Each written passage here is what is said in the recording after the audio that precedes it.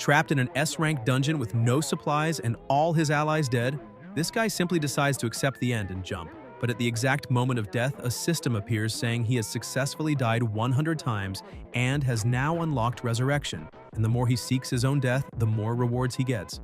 So he goes back to the past, inside a classroom, but this time with a completely absurd goal: dying to become stronger. So he starts testing the system in the most insane way possible, provoking the teacher, getting punished, causing chaos and earning points for it. And if you're ready for this series, get ready because the video is about to start. The protagonist looks ahead and realizes that there is nothing left to be done, because this time he truly made a huge miscalculation and all of his supplies have been completely exhausted. In addition, all of his companions have already fallen. This time he is completely trapped in a desperate situation, but this was already expected. The difficulty of an S-rank dungeon seems a bit too exaggerated. He takes out his phone and listens to the message his friend had sent. The message says that if he is hearing that recording, then his friend is probably no longer in that world. But once the protagonist had told him that he could make a request, so he would like to ask, the protagonist stops the audio and, with a smile on his face, apologizes to his friend, saying that this time he will have to go back on his word, and if by chance they meet in another world, then his friend can punish him properly. He jumps from the platform, thinking that he can finally end that long and endless game. But compared to the punishment of hiding there and dying slowly, he prefers to maintain his position as a chaotic and glorious mess. But before he falls, a system appears saying that the host has been detected. He has successfully died 100 times and has successfully activated the rebirth system bound to the host Wei Chen. The protagonist, a little confused, questions what is happening, since he should already have been eliminated by exhaustion against the monsters from the previous battle. The system says that it has some rules and explains that every time the host successfully seeks death, death-seeking points will be granted. After he accumulates a certain number of points, the host will have the chance to be reborn, and after each rebirth, the host will receive various generous rewards, so now he can boldly rise to the peak of life. After hearing all the explanations, the protagonist becomes even more confused, questioning what the rebirth system is and what is really happening to him. For a moment, he is so confused that he thinks he is hallucinating from reading too many manhwas, but suddenly he hears something, and the system warns that in order to obtain more system content, he must unlock it himself. Since the rebirth system has been activated for the first time,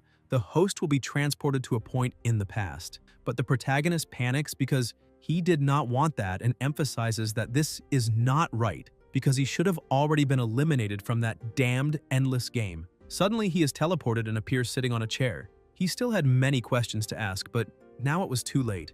When he looks ahead, he realizes that he is inside a classroom and cannot believe that he has truly been reborn in the past, and he questions whether that place is a university classroom. The teacher looks at him and asks what kind of question he just said he had for her. Chen begins to smile, thinking that he can really earn system points simply by seeking death, and he ends up agreeing, saying that in the end it does not matter because he needs to try it first. And since he gains rewards by seeking his own elimination, he asks the teacher a bold question, leaving her irritated. She points out that he has already gone too far and tells him to leave the classroom. The system recognizes this and congratulates him, giving him 10 system points.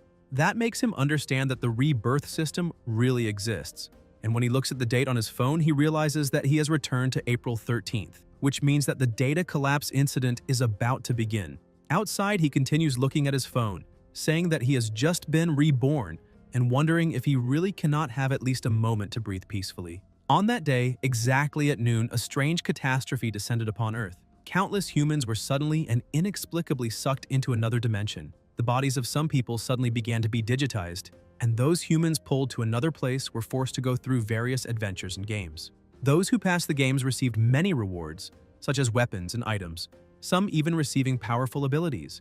But those who failed the games disappeared forever, not even leaving a body behind, because the connection established on that day would never end, being infinite and unlimited. That disaster also became known as the Infinite Collapse, but now he feels a little more confident, since this time he had the chance to be reborn and even gained a system. Because of that, he must now become stronger and protect those around him with all his effort. While he was talking to himself outside, the teacher, still irritated, walks over to him and throws a book at his head, asking what he is muttering about by himself because apparently he is not reflecting on what he just did. Chen fixes his hair and, with a charming voice, approaches the teacher, saying that in fact he had been reflecting all this time and that there were so many chances to seek death that he did not properly take advantage of them, so he does not want to waste any more time in his life. The two kiss, and he pushes her away, thanking her for the treat. The system congratulates him again, and this time, he receives 30 points. The teacher, a little confused about what just happened, asks if he really knows what he is doing. The protagonist says that soon she will know exactly why he did that and emphasizes that the game has already begun. He walks over to one of the people trying to discover who the unlucky guys were that suffered the first mutation. The man, a little irritated at being stared at, asks what kind of nonsense he is talking about and threatens the protagonist, saying that he will suffer a great punishment. But while staring at the man, he notices a mark on his neck and remembers that this is exactly what the mutations have. The man, still irritated, asks again what he is talking about and what those mutations are, but the protagonist simply punches him in the face, knocking him unconscious. All the other students become frightened and ask what he just did. The teacher makes a call saying that she's from the university and explains that a violent accident occurred, asking them to send people immediately. Chen holds a piece of wood in his hand and thinks that when the collapse begins, a random portion of humanity will turn into zombies. They must deal with these people before they become fully zombified, so that nothing like that happens again. Some girls, frightened by that, begin talking among themselves. The blonde says that she heard the protagonist's girlfriend had cheated on him, and maybe that is why he went crazy. But the other girl thinks that story is a little strange, and asks why he would talk about something like that. With a smile on his face, the protagonist suddenly remembers that he had just been dumped by his ex-girlfriend named Qin Huan. The protagonist walks over to the two of them and asks Lu Ju how he dares to hold another man's girlfriend like that. Lu Ju replies that she is no longer his girlfriend because they broke up a long time ago and tells him to stop acting recklessly. Chen explains that he was not talking about himself, but about the vice president of the basketball club, the student council president, and that handsome guy at the cyber cafe near the entrance. He tells her that she has so many boyfriends that she can barely count them. Huan, irritated, asks how he dares insult her innocence. The protagonist says that if that is really a lie and he is making it up, then she should simply let her new boyfriend check the hotel records from that month. Lu Ju throws her aside, completely furious. With a pitiful face, she asks if he really does not trust her. Lu Ju, already suspicious of the situation, asks if what the protagonist said is true and says that he wants to check the hotel records immediately. The system recognizes that as an achievement and gives him 40 points.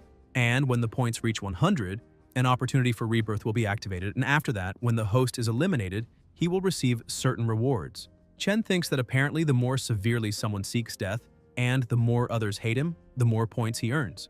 Suddenly, he realizes something and shouts that he found it.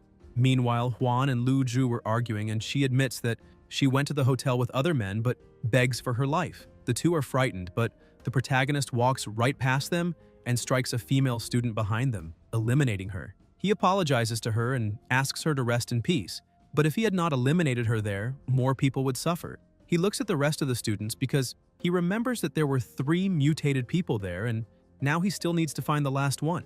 Suddenly, a woman arrives asking who called the police, but thinks they must be confusing the uniform because that way criminals will commit more crimes. She continues asking what exactly is happening there. The teacher walks up to the police officer and shouts, saying that boy named Wei Chen suddenly went crazy and eliminated 2 students in a row. But the protagonist recognizes the woman and calls her by name. Xingxi draws her gun and asks who exactly he is and how he knows her name. He tries to approach, but she shouts for him not to come any closer. Chen explains that she does not know him yet, but it is great that she is not dead. He continues approaching and she panics and fires the gun. The protagonist falls to the ground lifeless. And frightened, she says that now is not the time to be afraid because if she had done nothing, that lunatic could have hurt more people. But suddenly his body begins to disappear and everyone becomes terrified, asking what is happening and whether that is even possible or if it is a dream. Suddenly he begins to appear again and the system says that the rebirth was successful, and as a reward for the first rebirth, the host will receive a newbie death-seeking combo package. He obtained a beginner storage ring that can currently contain 1 cubic meter of non-living matter. He also received the mutilated celestial and earth-lacking scriptures and the mutilated earth and heaven-lacking scriptures, an A-grade cultivation method. In addition, he also obtained 3 small life-extending pills. With a satisfied smile, he thinks that he truly has been reborn and has even received many good things to start with. Xingxi, frightened by that situation, stands up and grabs her gun again, shouting and asking what exactly just happened. The protagonist holds her by the waist while she asks if he really did not die. Chen tells her that she is still as impulsive as before, but that is exactly why he likes her. Xingxi still does not understand and asks what he is doing, telling him to let go of her because that is assaulting an officer. Suddenly, something appears on the TV greeting everyone, introducing itself as Gigi and saying that the long-awaited data collapse game is about to begin, and if they like death, corpses, torn limbs, and punishments, they will enjoy the time to come. In addition, he emphasizes that the first game will probably eliminate 70% of humanity, and if they want to survive, then they must work as hard as possible. Both the teacher and the students are frightened because that television should have been broken. Xingxi asks what is happening, and the protagonist says that it is finally about to begin and that it is definitely just like before. That idiotic penguin is the same. Suddenly, one of the female students starts screaming and the others ask if she is okay. The protagonist realizes that he had forgotten one and shouts for everyone to stay away from her because she is about to mutate. However, one of the people becomes angry with the protagonist and tells him to stop talking nonsense because that is his girlfriend. However, the woman who had mutated suddenly attacks her boyfriend and eliminates him in front of everyone. Chen quickly grabs the police officer's gun and fires at the woman, but it does nothing. He thinks that she was not eliminated even after taking several shots, which means she must not be a common mutant, and unfortunately, with his current strength, he cannot deal with her. He shouts to the others that they are not dreaming and that it is not a hallucination, so if they want to keep their lives, they must run away immediately. He hands the gun back to the police officer, asking her this time not to be eliminated so easily. He pulls her along and says goodbye in an elegant way, saying that he had already expected that and that she is still as soft and elastic as before. Slightly embarrassed, she asks what he is doing and says that if he does not remove his hand from there, he will be punished within 30 minutes. But he simply ignores her and walks away, leaving her even more nervous. He goes to the mutant and throws a book at her, saying that the person who just shot her is right there, so she should just go get him. The mutant runs toward them, but he simply steps aside and makes her fall from the top of the building. The system announces that he eliminated an enemy and gained 500 experience points. He realizes that with so much experience, it means she truly was not an ordinary person. However, he still finds the situation a bit strange and looks back, wondering why that guy remained so calm in that situation. He notices that the man was trying to attack the police officer from behind and quickly rushes forward and punches him, saving her. He tells her not to stand there and grabs her hand, pulling her outside the room. Outside, the chaos had already begun. The game announces that he has the mission of persistence. He must survive for 72 hours, the difficulty is D, and the reward for completing it is 2,000 experience points, with 71 hours and 23 minutes remaining. He continues running while dragging the police officer, saying that if she does not want to be eliminated there, she must follow him. The teacher, the cheating girlfriend, and the new cuck were also desperately trying to run. Xingxi, still unable to believe everything that was happening, begins asking herself why those unbelievable things were occurring. The teacher tries to help as many students as possible, telling them to run in another direction because the wall was about to collapse. Xingxi continues wondering why she unconsciously chose to follow that man without any reason and without even knowing him. The wall collapses, and one of the female students becomes trapped, begging for help. The teacher runs to her and grabs her arm, telling her not to be afraid because she will get her out. The protagonist tells the teacher that unfortunately the girl cannot be saved and asks them to leave quickly. The others, completely desperate, simply ignore the injured people, saying they must get out of there immediately. But the teacher, convinced of what must be done, thinks that everything is a joke and that she is the teacher, so she cannot abandon her students. She tries to pull the girl with all her strength, but the girl only screams in pain because she is trapped under the wall. Chen grabs the girl's arm and tells the teacher that she really is very impulsive, so he will help her pull the girl out together. The girl keeps begging the teacher to help her because she is in terrible pain. With the protagonist's help, they try again, and finally the girl is pulled free. The teacher is relieved and says that now they can take her to the medical center, but when she looks down, she realizes that the girl had lost half of her body. Even so, she opens her eyes and tries to bite the teacher, and the protagonist grabs her head and eliminates her. However, the teacher collapses on the ground, saying she is in great pain. Another side mission appears, telling him that he must save the teacher, and the reward is 100 death-seeking points. Chen looks at the teacher and tells the system that she was already bitten by a zombie. So, in order to save her, he will have to make a huge sacrifice, and apparently that is definitely a complete act of death-seeking, which explains why the reward is so high. He prepares to save her and remembers the saying that you cannot catch a wolf without sacrificing a child, and you cannot catch a bandit without sacrificing your wife. He looks at her chest and says that since he is already seeking death, he must go all the way. He takes one of his pills and gives it to the teacher. That small, life-extending pill has some healing and detoxifying effects. With it, he can delay the development of the poison in her body. Then he must suck the poison from the wound on the teacher. He apologizes but explains that it is an emergency and deserves forgiveness. The police officer becomes jealous and asks what he is doing, questioning whether he really has so much time to do shameful things. Chen tells her not to misunderstand, because he is only helping to suck out the toxins transferred by the zombie. Although he cannot completely cure her, he can buy some time. Xingxi becomes confused and asks that if he does, that he might also become infected with the virus.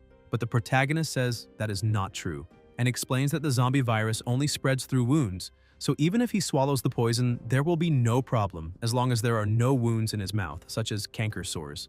After hearing all those explanations, the police officer becomes confused and asks who the protagonist really is and why he knows so much about this change. Feeling like a true protagonist, he says that when the right time comes, he will explain everything properly to her. But for now, they need to find a safe place to stay. While tying the teacher to prevent her from losing control, he says that everyone there was very lucky because if he had not eliminated 2 zombies before they transformed, everyone there would probably have had only a small chance of escaping. Lu Ju, also confused by the situation, asks the protagonist why he knows so much, and also wants to know why zombies exist and why virtual words appear before their eyes.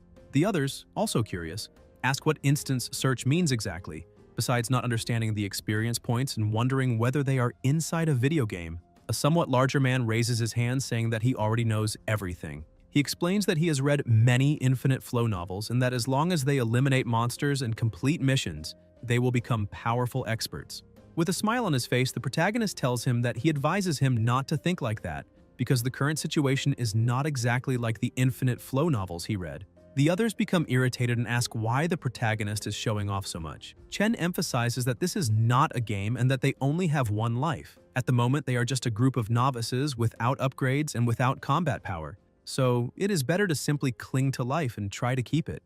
As there is always a bully among everyone, Lu Ju rushes at the protagonist saying that he has practiced martial arts for several years and will show who the real idiot is there. However, the protagonist easily restrains him and says that his flashy moves can probably only fool those foolish and empty-headed women. The protagonist is pleased and thinks that although his level has been reset, his basic combat instincts are still intact. Juan asks if her ex-boyfriend really called her stupid, but her biggest doubt is when he became so strong, since when they were dating he was clearly a coward. Chen holds the teacher in his arms and tells Xingxi that he needs to go to the room to help the teacher expel the zombie poison. Therefore, he wants her to stand guard outside and not let anyone enter to disturb him. Xingxi agrees, although she thinks it is very strange because subconsciously she agreed with him without thinking. Lu Ju calls the officer and says that the protagonist definitely knows some secrets, so there might be something hidden inside the hall, therefore he also wants to enter. But Xingxi draws her gun and says that unfortunately she cannot let anyone enter. Even though the situation is very complicated, she will trust him. Inside the hall, the teacher was already starting to lose control. The protagonist says that she is not evolving so fast and that there is still some time before she completely transforms. He removes his clothes and apologizes to her, but to save her life, he needs to do that.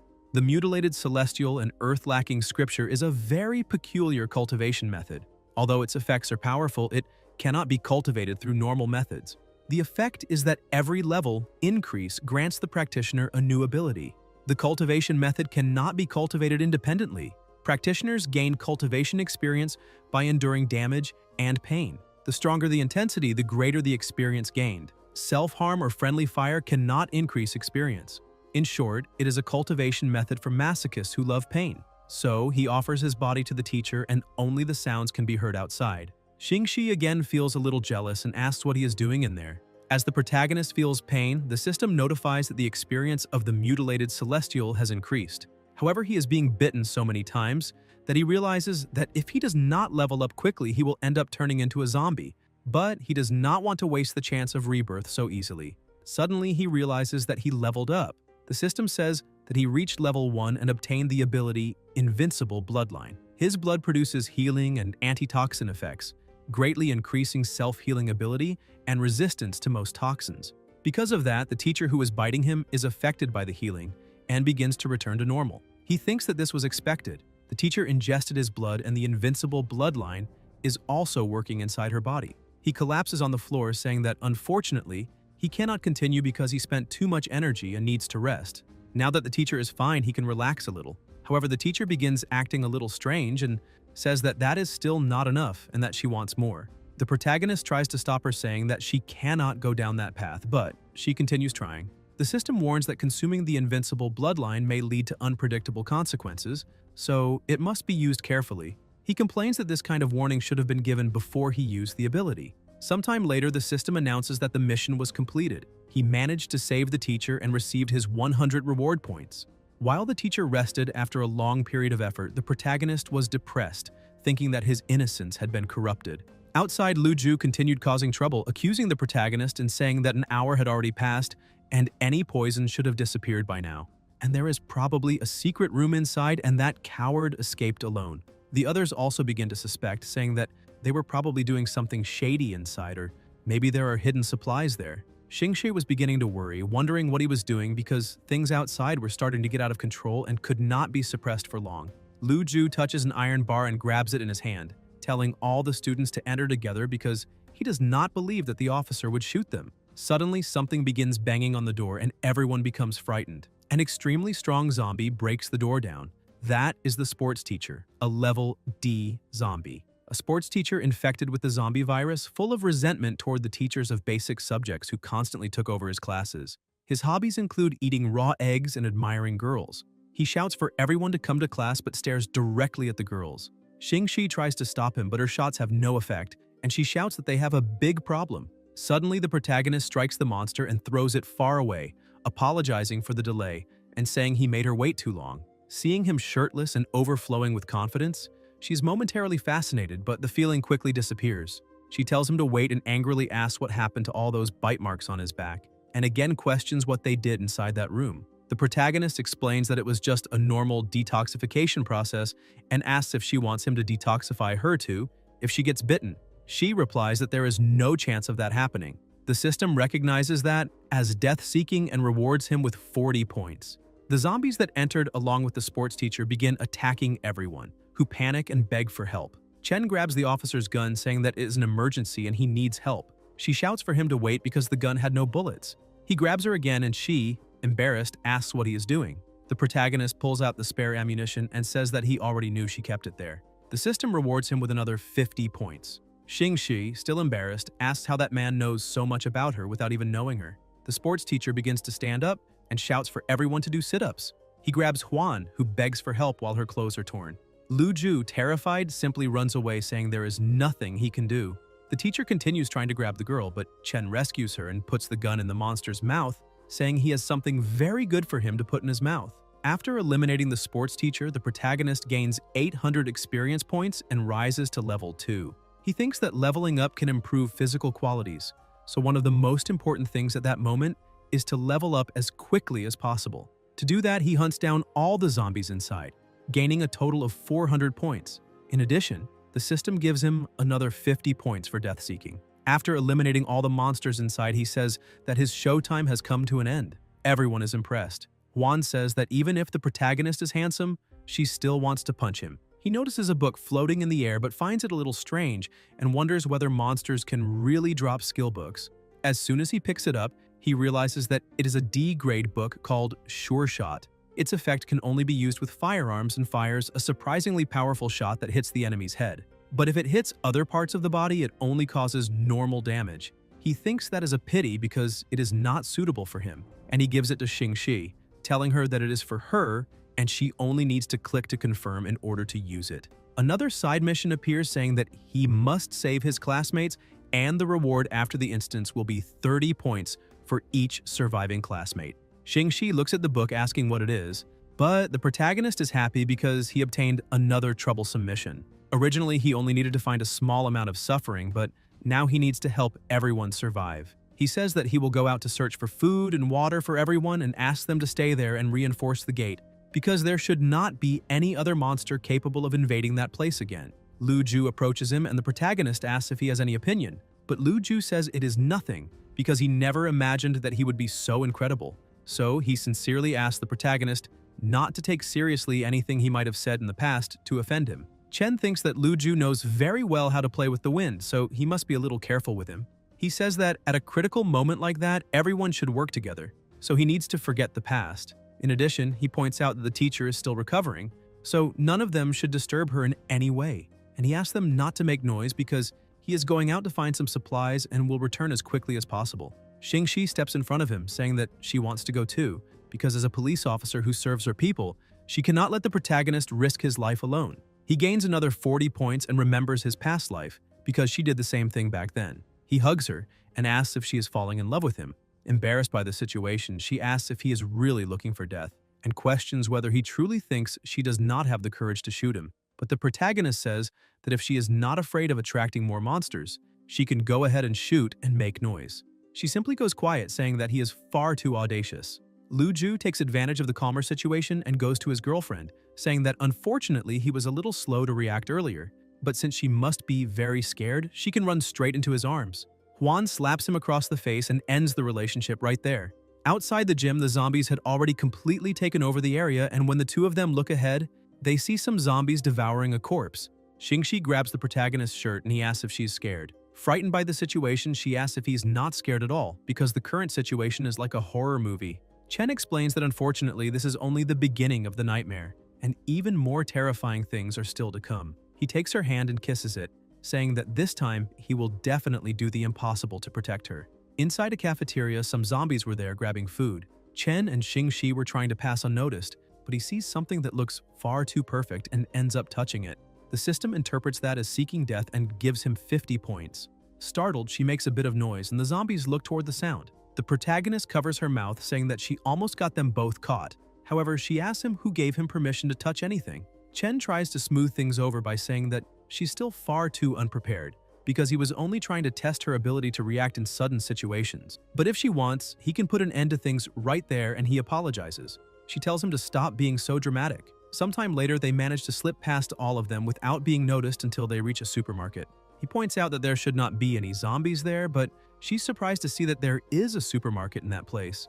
Chen explains that it is the supermarket inside the cafeteria and that they can grab enough supplies and leave immediately. Xingxi runs over and grabs a cake, saying that it looks delicious, but the protagonist tells her not to worry about things that are difficult to carry or store. He takes the cake from her hands and tells her to grab more bottled water and compact biscuits instead. But what he did not know was that a man can do anything. Touch things he should not. But taking food from a woman is asking for death. With a serious look, she grabs him and tells him to give it back immediately, shaking him from side to side. He loses his balance and drops the cake all over her. A strawberry gets stuck between her breasts, and she says that it is disgusting and sticky. But the protagonist picks up the strawberry and gets ready to eat it. However, she slaps him so hard that he nearly ends up being reborn again. He remembers that he had forgotten that this girl is a true food lover and is usually a good person. But whenever she sees good food, she cannot control herself. Irritated about losing the cake, she starts grabbing the biscuits and complains that she is annoyed. But suddenly she smells something delicious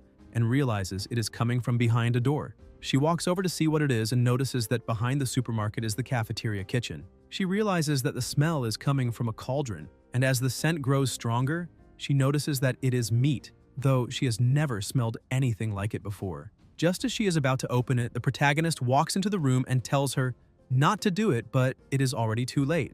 The moment she looks inside the cauldron, she realizes that they are the remains of other people. Suddenly, another zombie opens the door. That is the cafeteria butcher, a level C zombie. He is a cafeteria butcher infected with the zombie virus.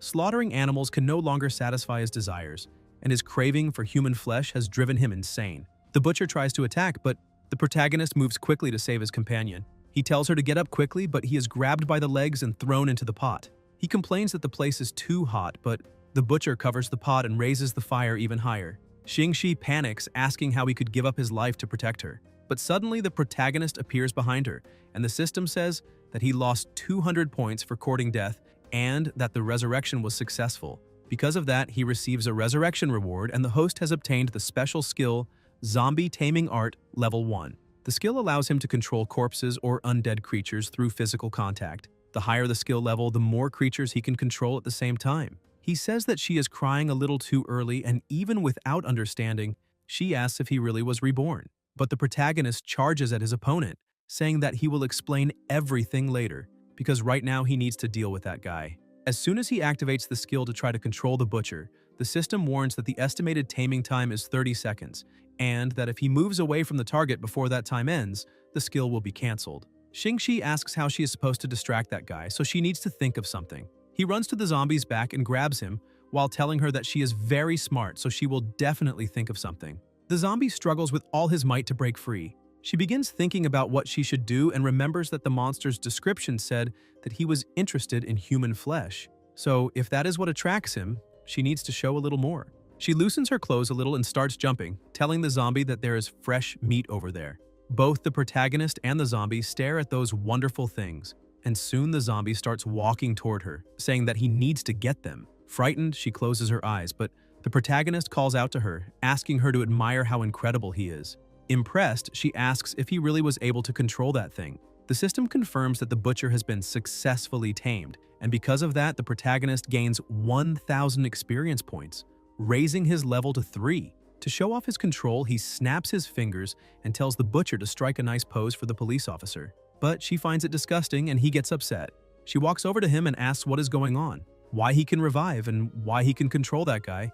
But the protagonist cannot concentrate and says that he will explain all of it later. But if she really wants to keep having a visual conversation, then she needs to cover herself up. She tries to explain, saying that she only did that to save him, and that she does not have those strange thoughts. After covering herself, she asks if now he can explain those secrets. The protagonist tries to explain, saying that they are inside a game, and that he was lucky enough to have already played that game before. As for reviving and controlling zombies, those were just rewards obtained by triggering the right conditions inside the game. The police officer says that she does not completely understand what he is saying, but that is not the most important thing right now, because the most urgent task is to bring the supplies back to the others. Chen tells her not to worry about that because they can catch a ride. He loads the supplies into a shopping cart and tells his new pet to pull it. Xingxi is frightened and says that it is more dangerous than them simply walking, and asks if he wants to die again.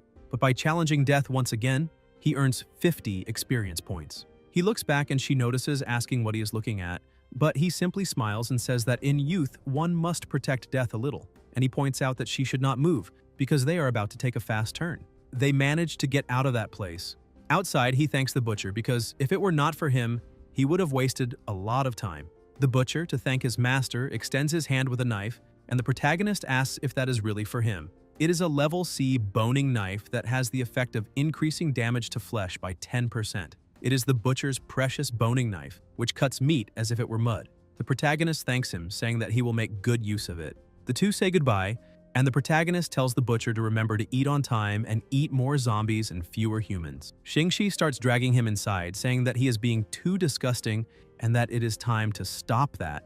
Back inside, the protagonist puts all the food on the floor and starts dividing it, saying that it will last for quite a while. Each person should take their share, and if anyone tries to be dishonest, then they cannot blame him for being a little rude. Chen hands food to Lu Ju and asks why he is not taking a portion for Huan. He tries to smooth it over by saying that he preferred to break things off, since the protagonist and she seemed to suit each other better. However, she was sitting in the corner of the room, hungry and alone, saying that she would rather starve than shamelessly go to him and ask for food. But Chen walks over to her and gives her some water, saying that this is not the time to be in a bad mood, since surviving is the most important thing. She is surprised and tells him that she treated him insensitively, asking whether he regrets ever knowing her. The protagonist says that it is fine and that past mistakes should stay in the past.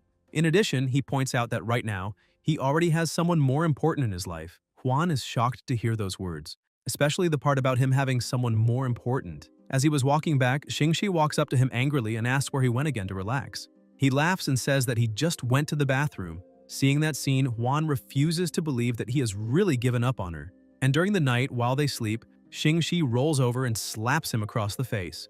Since he was already awake, he decides to go to the bathroom to relieve himself. And while he is washing his hands, Huan enters the bathroom and starts taking off her clothes.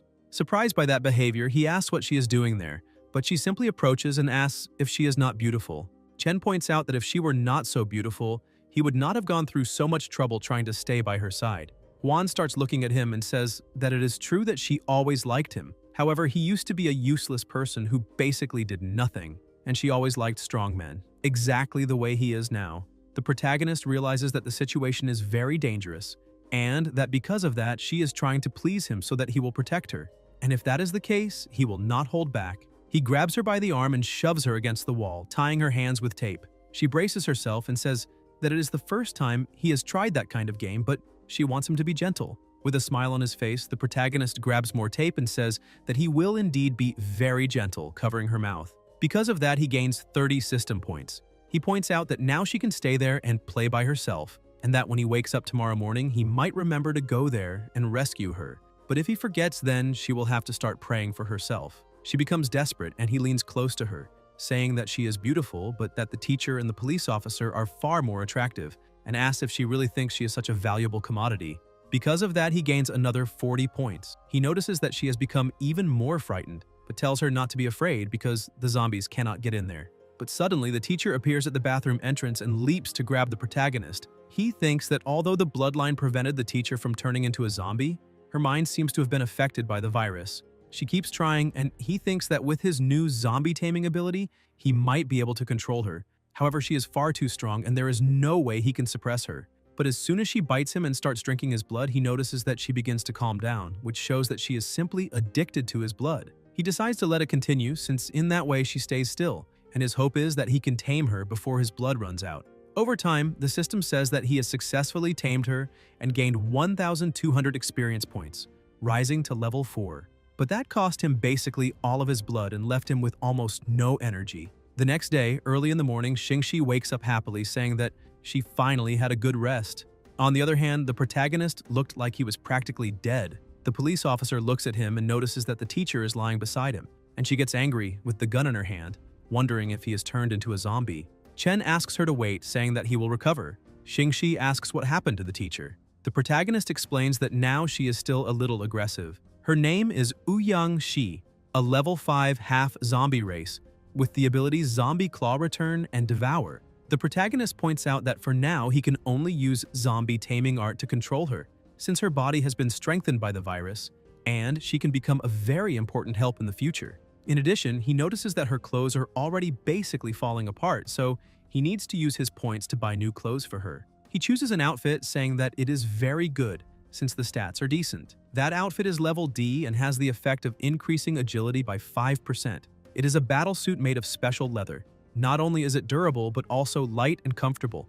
And in addition, it is very pleasing to the eye. Currently, it is not recommended for male equipment. As soon as he puts the outfit on her, he asks the police officer whether he does not have excellent taste, but she says that he is a total pervert. All the boys who were there are left stunned by the teacher. The protagonist explains that the teacher had been infected with the zombie virus, but thanks to his treatment, she returned to normal and her physique even grew stronger. He throws an iron bar and she jumps to catch it, holds it in her mouth, and quickly returns to him like a pet dog. He is stunned because he never told her to bring it back. Everyone starts cheering, saying that the protagonist actually managed to train the teacher as his pet. Juan ends up realizing that this is not what she thought it would be. Suddenly, the larger boy returns, shouting that the situation is bad because there are many zombies gathering outside. The protagonist looks through the window and notices that there really are several zombies there. Xingxi also examines the situation and says that apparently they have no intention of attacking the academy, but she does not know why they are gathering there. Chen explains that although those zombies have no awareness, they are all controlled by that game and the academy is probably no longer safe. He goes back and gathers everyone, saying that the place will probably be attacked soon. Lu Ju starts praising the protagonist, saying that he is amazing, so if the zombies manage to get in, then he will probably be able to defeat them all and protect everyone. Chen explains that this is basically impossible because with his strength alone, he will not be able to protect everyone, so he hopes that they can all cooperate. The people begin to panic, asking whether this is some kind of joke because if they are accidentally bitten, that will be the end. Chen shows them a flask, saying that it is the inhibitor he used to treat the teacher's zombie virus, and that if any of them are bitten, they just need to use it quickly. In addition, he says that he will teach them some simple combat techniques and that they will definitely be more than enough to deal with those low-level zombies. Xingxi realizes that it is the protagonist's blood, so that is why his face was pale in the morning, since he probably drew a lot of blood on purpose. Chen starts laughing and raises his middle finger, asking whether they are men or not. For provoking the crowd, he gains 70 system points. The protagonist points out that he will not force anyone, and that anyone among them who wants to loudly say 3 times that he is not a man will be excused from the fight. As expected, the teenagers with their masculinity on edge get irritated and say that he has gone too far and ask who exactly he is calling not a man. But Chen goes even further and continues provoking them, saying that when real danger appears, all they know how to do is hide behind others and beg for their lives like dogs. The overweight boy raises his hand and says that he is willing to fight with the protagonist because he does not want to be looked down on anymore, and in any case, since he might die anyway, it is better to give everything he has. Because of that, the others say that they do not want to be looked down on either, and if even Xiao Peng has the courage to do something, then they also need to act. The will to fight starts spreading among them, and all the men present step forward and say that they will fight with everything they have. Xingxi is impressed, realizing that it is true that the protagonist used provocation to awaken everyone's fighting spirit. But Luju raises his hand and, trembling in fear, repeats 3 times that he is not a man so that he can be excused. The protagonist tells him that it is fine and points out that the men will protect him and the girls. And to provoke him even more, Chen takes the lead and says that all real men who protect those they love should follow him. Quickly, all of them grab their weapons, but the people are confused, asking why the school gym has such dangerous items. In addition, they do not seem to be of a high quality. But the truth is that those are the cheapest items the protagonist could find in the shop, and he had to spend 200 points. He gets everyone's attention and points out that they do not have much time to train, so he can only teach them some of the most basic moves. And he starts explaining some basic techniques, saying that if they can master at least 3 or 4 moves, that will already be enough to deal with those zombies without problems. But things were not going according to his plan. He thinks that apparently he thought about it too simply, because making those students, who often even have their physical education classes taken away, practice combat skills will not be easy. But the students continue dedicating themselves to learning with everything they have. Xingxi walks over to him and says that the blade technique he is teaching seems genuinely impressive, and says that she would also like to learn. However, the protagonist tells her that she is the only one among all of them who actually has a firearm. The police officer explains that there is no other choice since the ammunition has run out and the protagonist even took the spare bullets last time. She asks why they need to fight those zombies up close, but he says that it is fine, and when he opens his jacket, he reveals countless bullets to her, saying that he prepared everything. Impressed, she asks where he got so much ammunition and whether he is Rambo. But the truth is that 1 system point can be exchanged for 10 rounds of ammunition, and 500 rounds should be enough for her. He stores the ammunition again in the place where she usually keeps it and tells her not to worry about that because he has enough. But embarrassed, she hits him again, and that makes him gain 50 points. Still, that leaves her quite excited, saying that now that she has so much ammunition, she should be able to practice her shooting skills at the same time. Once again, Chen decides to help her in an enjoyable way and goes behind her, saying that the posture she uses to hold the gun is not exactly standard, and that like that she will not be able to hit the target easily. Coming even closer with a calm and focused voice, he explains that she should aim a little more carefully at the target and then fire. But she notices that his gaze is starting to lower and she punches him again. This time he gains 60 points. One of the boys walks up to the protagonist and says that he's a sellout, that he said he would teach combat techniques, but instead ran off to flirt with the girls. He runs back over and apologizes, saying that next he will teach the following step. Xingxi thinks that people really are a little strange. While they train, time passes, and now there are only 4 hours and 3 minutes left. The students continue giving it their all, and the protagonist notices that the training is having a good effect, and that apparently they will be able to handle the next battle. The game warns that the zombie horde will arrive soon, and that the players need to prepare for the next battle. A short while later, the doors knock down, and the protagonist says that the time has finally come. Among the horde of zombies appears the level C Zombie Dean. The Dean, infected with the zombie virus, likes trampling on the students' self-esteem, and hates students who dare to resist him. The Dean's mere presence already causes the confidence of all the students present to drop. Chen realizes that the Dean was always dangerous, and apparently the students are still afraid of him. He tries to intervene and tells everyone not to be afraid of that guy, because he has already become a zombie, and as long as they manage to defeat him, they will win. One of the students gets angry, thinking that the Dean always insulted all of them as trash and treated them like insignificant insects.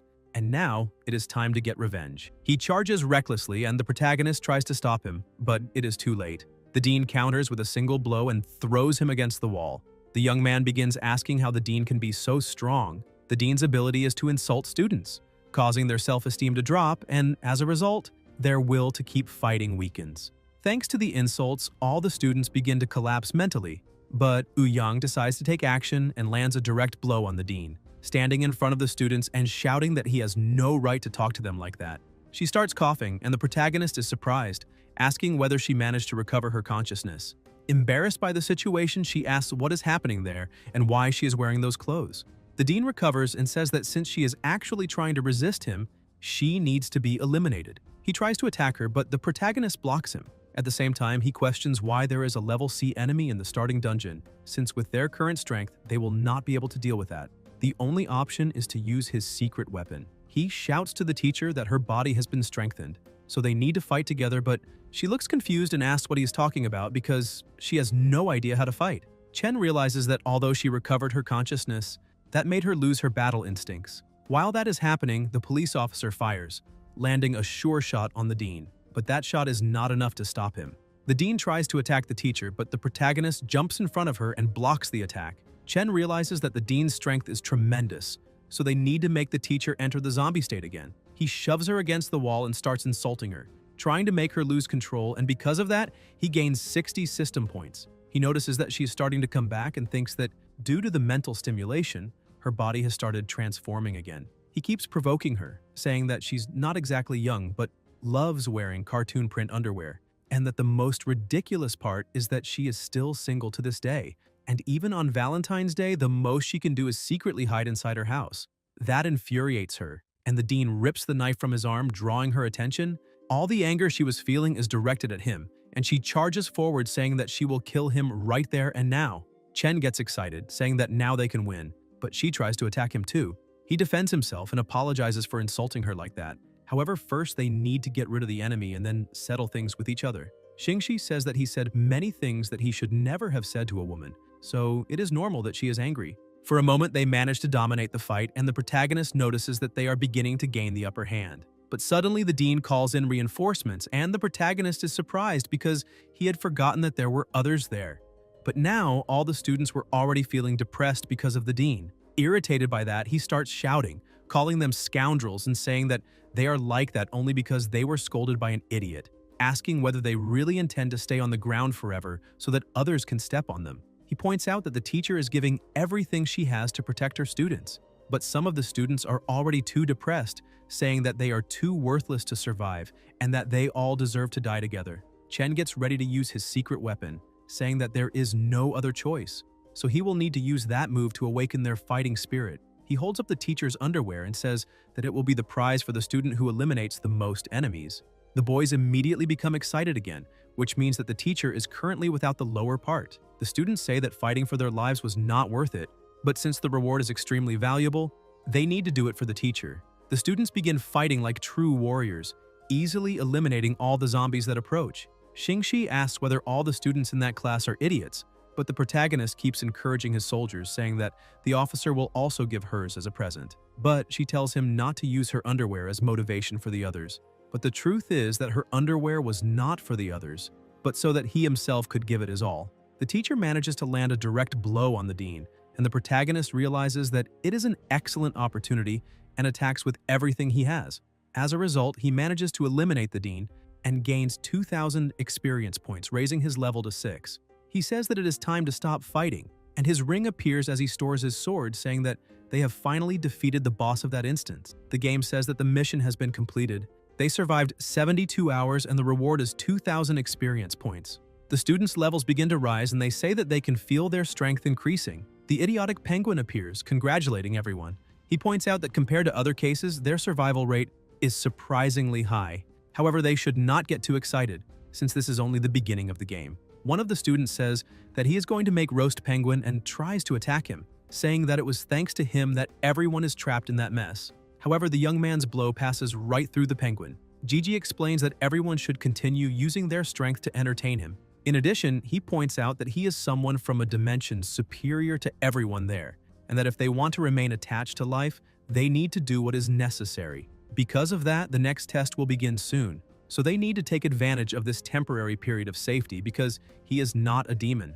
The boy remains angry, telling the penguin not to leave and asking how his sister is doing. Chen tries to calm his companion down, asking him not to be so impulsive, since there is no point in opposing that guy. But the young man grabs the protagonist by the shirt, completely furious, and asks why he is so familiar with that game and who exactly he is and what his objective is.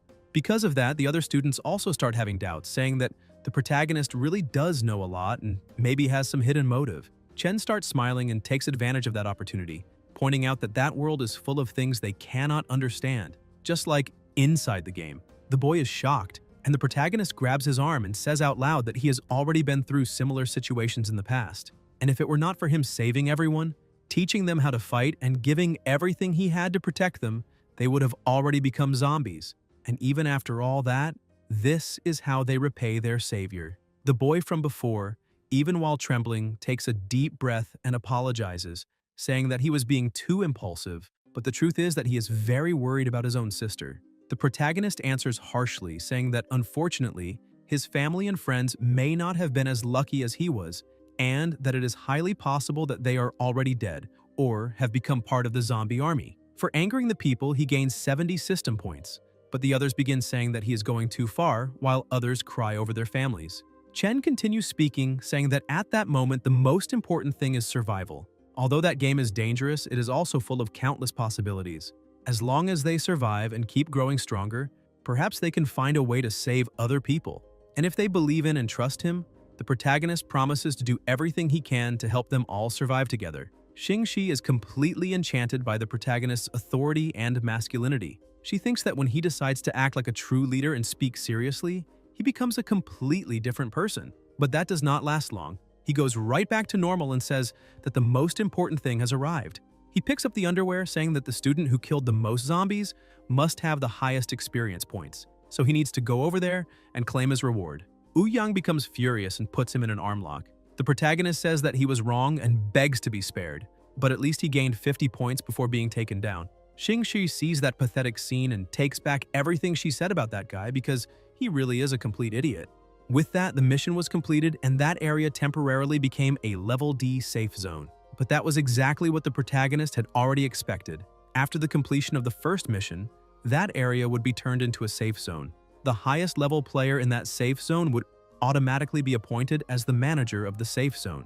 Because of that, he needed to plan his building strategy rationally. Xingxi asked what a safe zone meant. Chen explained that it was not entirely safe because in the current world, most areas were in danger. Only a few places could become safe zones. Generally, dangerous creatures did not invade safe zones.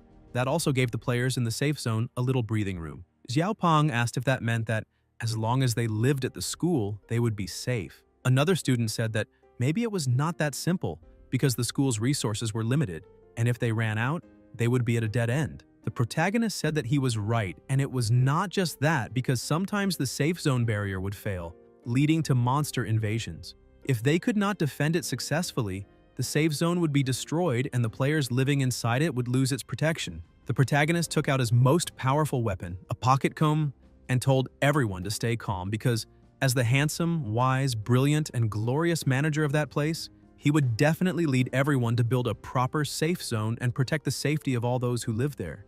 Everyone got a little annoyed by how much he was showing off, and that earned him another 10 system points. Xingxi pointed out that although the protagonist was a complete idiot, given the current situation, she only had the option of temporarily obeying his orders. Chen said that was exactly what he wanted to hear and that his first order as commander was that she needed to go to his room so they could have an important experience. She got angry at that and threw him to the ground, saying she had been wrong from the start. A few days later, a mother was running desperately with her daughter, but her daughter could no longer keep running. The monsters were getting closer and closer, while he was merely watching. The two of them reached a dead end, and with no other options, the mother simply stood in front of her daughter and hugged her while crying out for help. The protagonist rushed forward and began eliminating the zombies, telling her not to mind the hardships they had encountered and stressing that they no longer needed to be afraid. While killing the other monsters, he told them to face it with a smile, since the best way to eliminate fear was to confront it. The woman stared in shock while the protagonist smiled at her in a rather frightening way. The little girl pointed at the protagonist and asked her mother if he was not an idiot. The mother tried to cover her daughter's mouth and thanked the protagonist for saving them both. Chen explained that it had only been a small favor. Besides, he said it was very dangerous to keep wandering around there, so he would take them to a safe place. Xiling, still frightened, shouted at the protagonist, asking what he was talking about because monsters were everywhere. So where could a safe place possibly exist? Chen tried to calm her down and told her not to worry, explaining that his home was big and comfortable. But little Xiling bit his hand, shouting for him not to touch her. The protagonist began screaming in pain, asking if she was some kind of dog, but that earned him 40 system points. The little girl's mother picked her up and apologized, saying that unfortunately she was very scared. But Xiling explained to her mother that it was not that, but rather that she thought the uncle was very strange. Chen could not believe what he had just heard and asked the young girl who exactly she was calling uncle because he did not look that old. The mother asked if the place the protagonist had mentioned was really safe. Chen said she could follow him and see with her own eyes, since things could not get any worse if she went. A short while later, they arrived at the safe zone, and he began explaining that it was a temporary safe zone he had established with his classmates. In addition, that place would not be attacked by zombies, at least not in the next few days, and the supplies they had were also sufficient. Xingxi noticed that the protagonist had returned and went over to him, asking if he had found more survivors. He said yes and introduced her, saying that she was Officer Xingshi, the one responsible for the safety and defense of the safe zone. The mother introduced herself, saying her name was Zhuang Xiaowan and that her daughter's name was Zhuang Ziling. The policewoman said that the two of them could stay there as long as they needed without worrying about anything. She pointed out that even though the protagonist was a little abnormal, he was still an extremely reliable person. Chen asked what was so abnormal about him, but everyone stayed silent. He decided to change the subject and asked the two of them to follow him, because he would arrange a place for them to rest. A few minutes later, inside a tent, Xiaowan put Ziling down to rest and went over to the protagonist. Chen looked at her and said that both she and her daughter must have gone through difficult days, so she should rest too. But Xiaowan bowed and thanked him once again for helping them, because if it were not for him, both she and her daughter might have become like those monsters. The protagonist felt a little embarrassed and said that actually he had done it for selfish reasons, explaining that although it might sound a little strange for him to say that, he could not let her stay there for free. Xiaowan also became embarrassed and said that she understood the situation, then removed her clothes, leaving him even more shocked. She moved closer and said that she would not stay there for free so he could do whatever he wanted. However, she wanted to ask him not to hurt her daughter. Chen closed his eyes and shouted at her that she had misunderstood what he meant, explaining that living in the safe zone required hard work, so he had not meant that he had ulterior motives. Once things were cleared up, they sat down on the sofa and, dying of embarrassment, she covered her face saying she did not know what to say. But with a smile on her face, she looked at him and said that for an older woman like her, he probably would not have any interest. But Chen told her that she was very mistaken, since she looked like a young woman, and besides, she was very beautiful and did not look like she had children. To make her feel a little more comfortable, he got up and began leaving the place, saying that she and her daughter should rest very well that night. Xiaowan looked at a small mirror and asked herself whether she really was old. But the truth was that she was very happy because the protagonist's shy look reminded her of her late husband. Outside, Chen was twisting around in frustration, asking himself why he had refused that, since that woman was a goddess and had offered herself for free.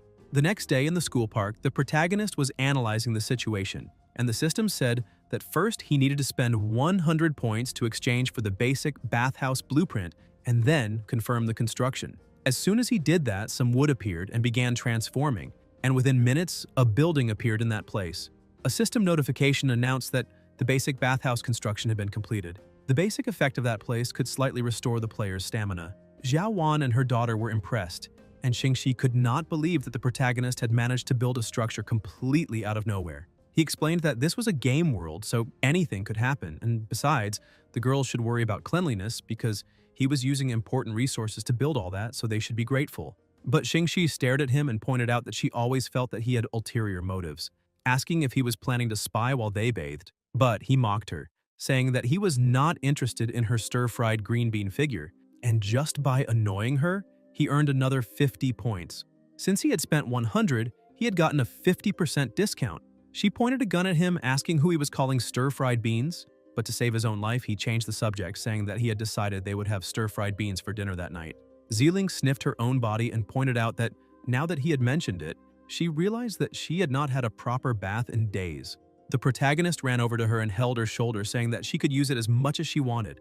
Ziling shouted at him again, telling him not to touch her. She also pointed out that she could see right through him and told him not to have improper thoughts about her mother. Since she was acting like that, Chen decided to scare her on purpose and started making strange faces, while thinking that she was right and that he was not only interested in the mother, but also in the daughter, because he would not let her escape and one day would turn her into his daughter. Still staring at her, he asked if she had figured it out, but the girl was completely terrified and ran to her mother, screaming that they had to leave because that man definitely had bad intentions. Chen explained that he was only joking, but apparently he had scared her too much. Xiaowan explained to her overprotective daughter that the protagonist had only been joking with her, so they could go take a bath together. A short while later, inside the bathhouse, Ouyang was relaxing in the hot water. Xingxi looked at the teacher and said that she had incredible melons. The teacher got excited and said that the officer was not bad either. then started grabbing her and saying that she needed to see how well she had developed.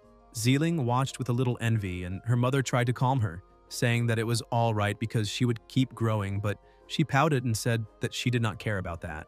While they were relaxing there, a small hole appeared in the wall. On the other side, the men were shouting that they were champions, and one of them said that he would do it first. However, a fight broke out among them over who would do it first. But suddenly, the protagonist arrived and everyone became frightened. Chen scolded them all, saying that they were doing something indecent and that he did not remember teaching any of them to do that. All the men apologized, saying that they would not do it again. Chen accepted the apologies and said that he would fix the hole, but asked them not to do it again. As soon as the men started leaving, a little disappointed, he began to laugh because now he could peep as much as he wanted. But as soon as he looked, Xingxi was standing in front of the hole, asking if he really dared to breathe because if that was the case, then he should accept his punishment. She stuck her finger through the hole, hitting the protagonist in the eye, and he screamed that he had gone blind. While bathing, the protagonist complained that the officer still hit just as hard as before because what was he supposed to do if he went blind now? While distracted with his thoughts, he dropped the soap, but before picking it up, he noticed that the boys were watching. Irritated by that situation, he decided to teach all of them a lesson. Suddenly, a system screen appeared saying that the first round of endless trials was about to begin. All surviving players would be teleported to a random space to carry out missions. Completing the mission would grant a large number of rewards. If the mission failed or the player was eliminated, that player would be erased permanently. The players began to be teleported and the protagonist tried to grab his clothes, but even he was teleported before he could get dressed. In the middle of a forest, he complained, saying that it was always the same and that the system should let them have a few minutes to prepare. But while walking, he saw something surprising. Xiao Wan and Zealing were there too, and without clothes. Xiao Wan, embarrassed, tried to cover her body, telling him not to look, and Zealing went into berserker mode, telling him to stay away because he was nothing but a pervert. Chen also covered himself and asked them to wait because he would get clothes for them. He spent 30 points to get some clothes from the system and thanked it for being there at times like that. Otherwise, things would have been very complicated. However, the other people who had been in the bathhouse were not so lucky. Zealing asked what was going on because she and her mother had clearly been in the bathhouse. So how had they suddenly ended up in that ghostly place? The protagonist explained that, as she herself could see, those were the rules of the game. The system would teleport surviving players to a random space to complete missions. As for the specific reason, even if she asked, he would not know how to answer. Xiao Wan became even more worried, saying that she and her daughter were just ordinary people, so how could they survive in such a dangerous world? Chen told her not to be so worried and explained that as long as they gained experience and skill equipment, anyone could become stronger. Besides, he promised to protect them both. Xiao Wan blushed and smiled, thanking him again, but the overprotective daughter stepped between them, shouting for her mother not to let him deceive her with sweet words. The protagonist thought that apparently he had completely misunderstood that girl. Xiling kept shouting that that guy was a great villain. While they were analyzing the situation, the protagonist noticed something approaching and quickly dodged an arrow flying toward him. He shouted, telling the person to come out from wherever they were. Xiao Wan stepped in front of her daughter and told her to stay there. Some people began to appear. The tribal leader told the protagonist that they had to follow them, otherwise they would be eliminated. Chen asked where the man got the idea that they would follow him just because they were being threatened. He stepped in front of the two of them and told the mountain savages not to try to touch a single strand of their hair. Xiling looked at the protagonist and thought that she really had not imagined that he had such a reliable side. The mountain savages prepared to attack, but the protagonist shouted for them to wait and explained that, after thinking for a moment, he had decided to go with them. Zealing and her mother could not believe it. She shouted, asking if he had not said that he would protect them. Chen asked if she really wanted to see him get hit by arrows like a porcupine, but he merely smiled. With that, all of them were tied up and started being taken away. Xiao Wan asked if they were not in danger by acting that way, but once again he told her not to be so afraid and explained that the game would never lead players directly to death. As long as they could find a way, they would be able to eliminate all enemies. But Zealing said that he was just a coward and that those people were clearly not good, so they were in trouble. Chen tried to scare her, saying that she had better be careful because those savages had probably never seen a pretty young girl like her and might take advantage of her a little. She became completely frightened and told her mother to look at his attitude, but the protagonist explained that he was again only trying to scare her. Sometime later, already in the Worm God village, one of the people who had captured the protagonist went to the chief and said that they had managed to bring the people back to the village. The chief said that was very good and told his subordinate to prepare quickly so they could begin the ritual. The chief started laughing, and the protagonist asked him why they were there and what exactly that ritual was. The chief explained that this was the village of the worm god and that they had been protected by the great worm god for generations. And that was exactly why every year they performed a sacrificial ceremony, offering a beautiful woman to the great worm god to show gratitude. Zealing became even more horrified, realizing that this was really going to happen. The chief told his subordinates to tie up the sacrifices and send them to the side of the worm god's lair. The men began approaching the girl, who panicked, saying that she did not want to go through that and called for her mother. But when she looked to the side, she realized that her mother was also being captured. She ran to try to help her, but tripped over a stone. With tears in her eyes, she asked why the sacrifice had to be her mother. The protagonist explained that Xiaowan was a beautiful woman and had a great body, and that if he were the worm god, he definitely would not choose Zealing, who had not even developed yet. Irritated, she bit the protagonist again, and he told her to let go. The little girl asked what she should do because she needed to find a way to save her mother. Chen said that first they needed to follow them and then they would think of how to help. Xiaowan was tied up and hung above a hole. Frightened, she asked what exactly they were trying to do. The chief began making his offering, calling upon the great worm god to present the sacrifice so that he could continue granting his protection. But the protagonist stepped forward and shouted for him to wait. Everyone else got angry, asking where that brat had come from and how he dared interrupt the ceremony. Chen asked whether it was not a little cruel to use living people in such a sacrifice. But the chief pointed out that becoming a sacrifice for the great worm god was a supreme honor, so there was nothing cruel about it. Chen said that if it was such an honor, then the village chief should enjoy that honor to the fullest. He kicked the chief, who was standing at the edge of the hole, sending him down. The rest of the tribe could not believe that the chief had been kicked into the hole. From outside, they could hear the village chief's screams, begging the great worm god not to do that. Chen kept smiling and said that apparently the great god was satisfied with the sacrifice of the village chief. One of the subordinates prepared to attack, saying that the protagonist had just killed the village chief, so he had to pay in kind. He shot an arrow, but the protagonist managed to dodge it and use it to free his hands. He thanked the man for helping him save himself and told them all to attack at the same time, because he was getting a little bored. The mountain savages got even angrier when they saw that he was mocking them. Chen grabbed his weapon and started fighting against the savages. One of them took advantage of the situation and shot an arrow, hitting the rope that was holding Xiaowan. The daughter began screaming desperately for her mother, and the protagonist also got worried. She fell into the middle of the worms, which quickly started climbing onto her body. Zealing did not think twice and ran forward, jumping into the hole. The protagonist tried to stop her, saying that she was just a clumsy little girl, but Zealing had already made up her mind. However, she noticed something strange and asked why she was not falling. Chen had caught her and asked if she really thought this was a joke, pointing out that if she had fallen from that height, she clearly would have been eliminated. The girl started crying, asking why he had saved her, because she could not stand there watching her mother get eliminated. Chen asked if she really thought he had wanted to save her because he had not expected her to be so small yet so heavy. Zealing started shouting, asking who he was calling fat. Chen tried to tell her to stop moving, but it was too late. Her shirt ended up tearing, and he complained that he would not have any more clothes if she kept tearing them. At the bottom of the hole, she got up complaining of pain and asking what kind of place that was. A little lost, she looked ahead, calling for her mother and even for the protagonist. She heard someone approaching and a voice saying that he was there. A little more relieved, she looked back, asking how Chen had gotten down. However, what she was seeing was a ghost of the protagonist. The ghost said that because of her, he had been eliminated and suffered a horrible punishment. Zealing became desperate and screamed that she had not meant that, asking for forgiveness. The protagonist told her to say that he was a good big brother 3 times. Then he could rest in peace and forgive her. Without thinking twice, she shouted that he was a good big brother 3 times in a row. Chen touched her head, saying that he had finally managed to hear it and removed the mask he had been using to scare her, saying that since she was calling him so intimately, he could call her dear little sister. Zealing became furious, asking how he dared trick her like that, and headbutted his stomach, saying that he was going too far. The protagonist explained that he had not only been trying to lighten the mood because he had done it since he thought she was too nervous and would collapse. Zealing said that this was not the time to talk about those things and asked if he had seen her mother. Chen said that while she had been unconscious, he had searched all around inside there but could not find her. Frightened, she began to cry and asked if that meant her mother had been devoured by the god. However, the protagonist found that a little strange, because he had only found the village chief's remains at the bottom of the cave, but had found nothing of her mother, which meant that she must have been taken by that worm god as a food reserve. Suddenly, a panel with the main mission appeared, saying that he needed to eliminate the worm god and the mission reward was experience points. In addition, He also had a side mission, which was to rescue Xiaowan in order to gain the reward of a mysterious item. He explained that the mission was asking him to save Xiaowan, so everything he had said was correct, and besides, she should be safe for now.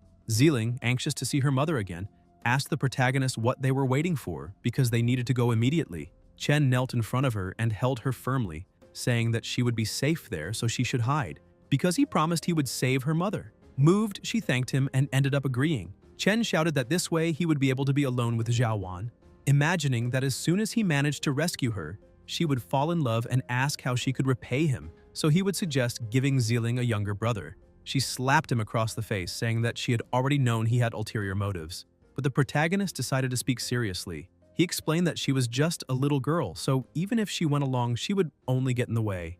Ziling began looking at her hands, saying that if she were an adult, she could save her mother. Chen offered help, saying that if she really wanted to become an adult, he could help. Ziling became suspicious again and asked what he was thinking of doing to her, but the protagonist explained that it was not that kind of thing she was thinking and showed her a pill, saying that all she had to do was eat that golden kalata and she could quickly become an adult. That golden pill cost 100 points, and its effect was to instantly bring the user to an adult state. If an adult took it, it would cause some irregular effects. Ziling held the pill in her hand and asked if she would really become an adult after eating it. He said yes. However, he wanted to point out one thing, asking her to think very carefully about it because if she lost her development period and became a washboard, it would be too late to regret it. Without thinking twice, Ziling took the pill and her body began to change drastically, leaving the protagonist surprised. Even Ziling was surprised to see that she had in fact transformed into an adult. Chen held the package of his golden pills, saying that this was already expected, because there had been no loss or evaporation, and that was how she had grown so much. Ziling became embarrassed and covered her body, asking him not to look. He covered his eyes tightly and said that he was not looking. Still embarrassed, she ran behind some rocks and asked if he could give her some clothes to change into. Chen agreed, saying that if that was the case, then he would give her some professional clothes to wear. She took off her old clothes, asking what kind of professional clothes those would be. The protagonist explained that after she equipped professional attire for a certain profession, she would be able to obtain that profession's skill tree, and if she really wanted to help in battle, all she had to do was choose a profession. Ziling got excited and asked if she could really choose any profession. Chen said yes, anyone she could imagine. Ziling said that she wanted to become a magical girl, but the protagonist began to laugh. Ziling got angry, saying that he was just laughing. The protagonist kept laughing, saying that she was only a little girl. Ziling asked if it was wrong for a little girl to like magic, but the protagonist said that it was no problem. If that was what she wanted, then it was fine. He handed her a staff, saying that if she shouted magical girl transformation, she would be able to.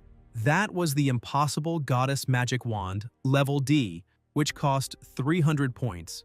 Its effect was that after equipping it, all one had to do was say that phrase to transform into the impossible form. As he was explaining it to her, he ended up saying the phrase. The scepter began to glow, and he asked what was happening. He realized that he had transformed, which left him surprised to see that even men could transform by saying the spell. But he took that situation lightly, saying that it did not look too bad. Ziling almost went blind from seeing that horrible thing. She said that it was far too horrible to keep looking at and told him to hand over the wand already. But the protagonist kept running, saying that if she managed to catch him, then she could keep the wand. Ziling threw a stone at his head and grabbed the staff, then quickly said the spell to transform. Chen was enchanted, saying that apparently time stopped when a girl transformed, and the details were really impressive. Ziling asked what he thought. He kept teasing, saying that an 18-year-old magical girl was a little too old, but Ziling explained that actually she was only 6 years old, though she did not feel like she had gained any magic. Chen explained that she needed to explore those things slowly, but she could try saying a spell and maybe it would work. Ziling thought that made sense and tried using an invisibility spell. Chen was surprised and asked where she had gone. She got surprised and asked if he was serious, and whether he really could not see her. The protagonist kept telling her to stop playing around because they needed to go soon, so she should appear already. Ziling took advantage of the situation to go relieve herself because she had been holding it in for a long time and could finally let go. While enjoying the moment, Chen crouched beside her and stared at her face. She was startled, and he said that this was not something a young lady should do. Ziling quickly pulled her clothes up, saying that he should not do that, and asked why he had said that he could not see her. Chen explained that he had only been joking and could not believe that she had really fallen for that trick. Ziling kept feeling embarrassed, saying that now she would never be able to get married. Chen told her to be quiet because he was hearing something. Suddenly, several insects began approaching them. Zealing got scared and asked why so many had suddenly appeared. The protagonist explained that those were blood-sucking worms, and they were very sensitive to the smell of a prey's bodily fluids, so as long as they sensed the smell, they would gather. And all of that was because someone had relieved herself just anywhere, which attracted that enormous number of bugs. Zealing shouted that she could not be blamed for that and threw herself into the protagonist's arms, saying that they were getting too close, and in her panic asked whether she was going to be devoured by those insects. The protagonist took out a level D diuretic, which contained a concentrated liquid and, after consumption, could quickly produce a strong urge to urinate. Besides, only 1 milliliter per dose was required. Holding the bottle, he told her not to worry because he had found a way to deal with that. Chen drank the entire bottle and shouted that the urge was already coming. He removed his pants and she asked why he was doing that. Chen explained that he was doing it to break the seal. He concentrated and used water release, water dragon jutsu. Thanks to the huge amount of urine, the worm stopped approaching and went for the new target. He fell to the ground, saying that there was not a single drop of water left in his body. Zealing got worried and asked if he was all right. With a pale and dried-up face, he said that he was fine. The only problem was that his kidney hurt a little. Zealing said that they needed to get out of there before those insects came back. However, the insects began to die, and the system informed him several times that he had gained 10 experience points. He explained that it was all right because after taking that medicine, toxins were produced in the urine, causing all the insects to be eliminated. Zealing was happy, however, she asked how they would be able to find her mother's whereabouts. Chen took out an item, saying that at times like these, he needed to use his equipment, and explained that if they could follow the mother's scent, they would be able to find her. That was a level D K9 nasal spray, which cost 50 points. After use, a person could gain an extremely powerful sense of smell for a certain period of time.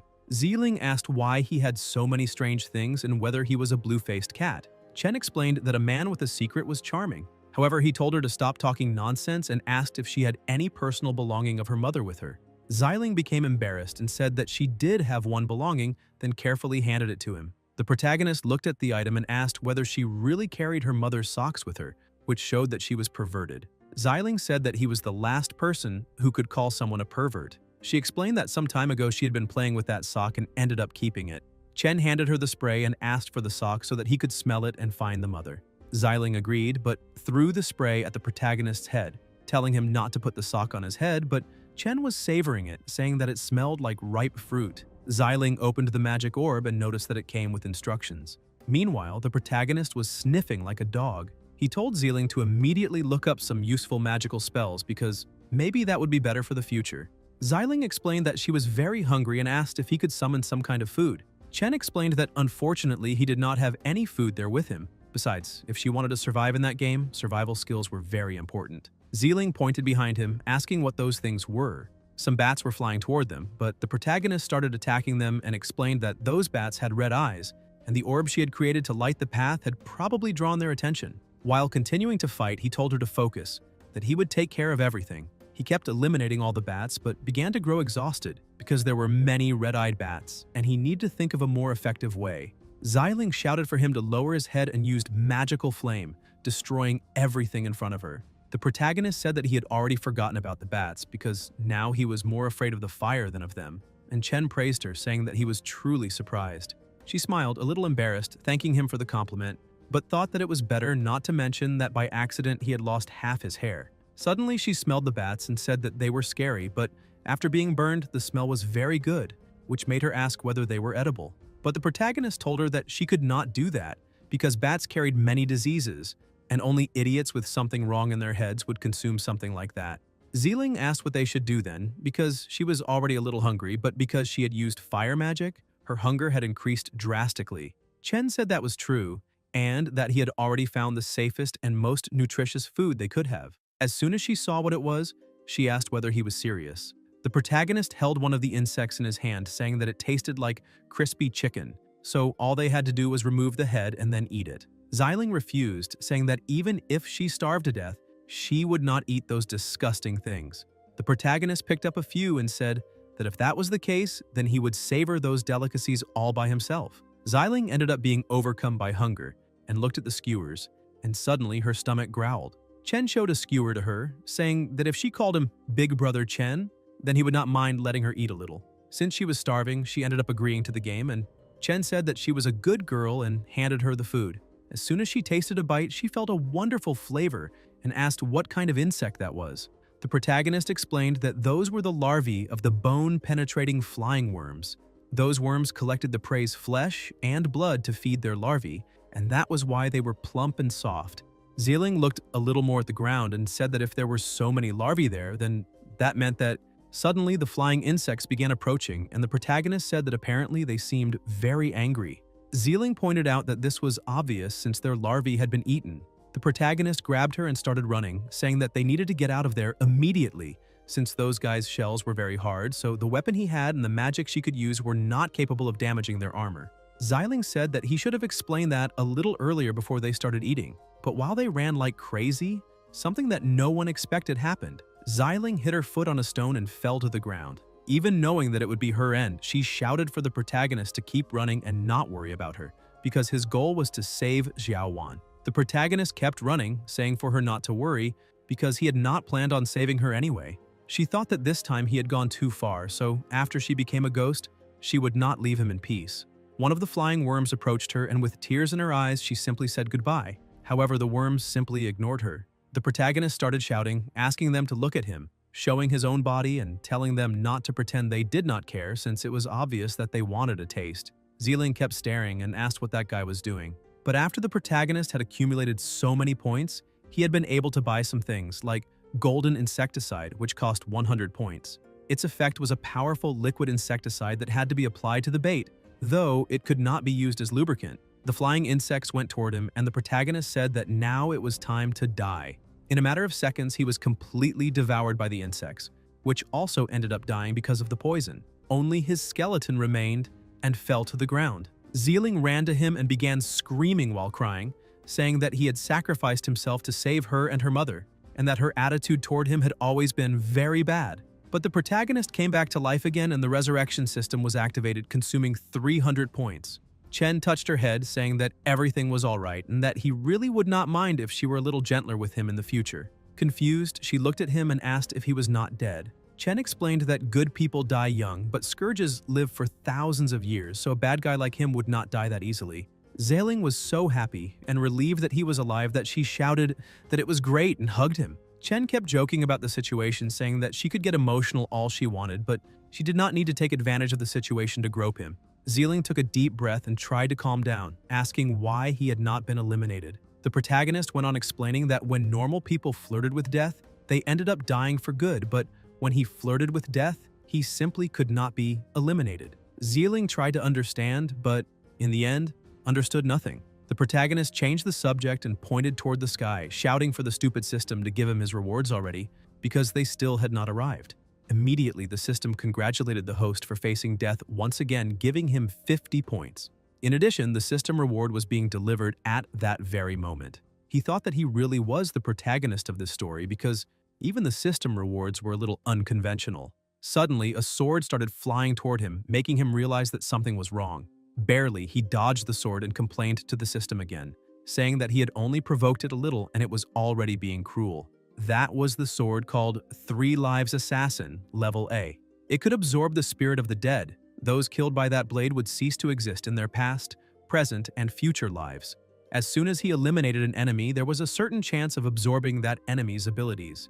The protagonist held the sword and began to laugh, saying that this time, dying had truly been worth it. While he observed his new weapon, something enormous began breaking through the roof of the cave. That was the bone-penetrating Flying William King, Level C. The king of the colony would launch deadly attacks against any enemy that harmed his colony, so the protagonist had to be extremely careful with its scythe-shaped claws. The chief began approaching, and the protagonist thought that now was a great time to test his new sword. But as soon as he tried to draw it, he realized that it was not coming out.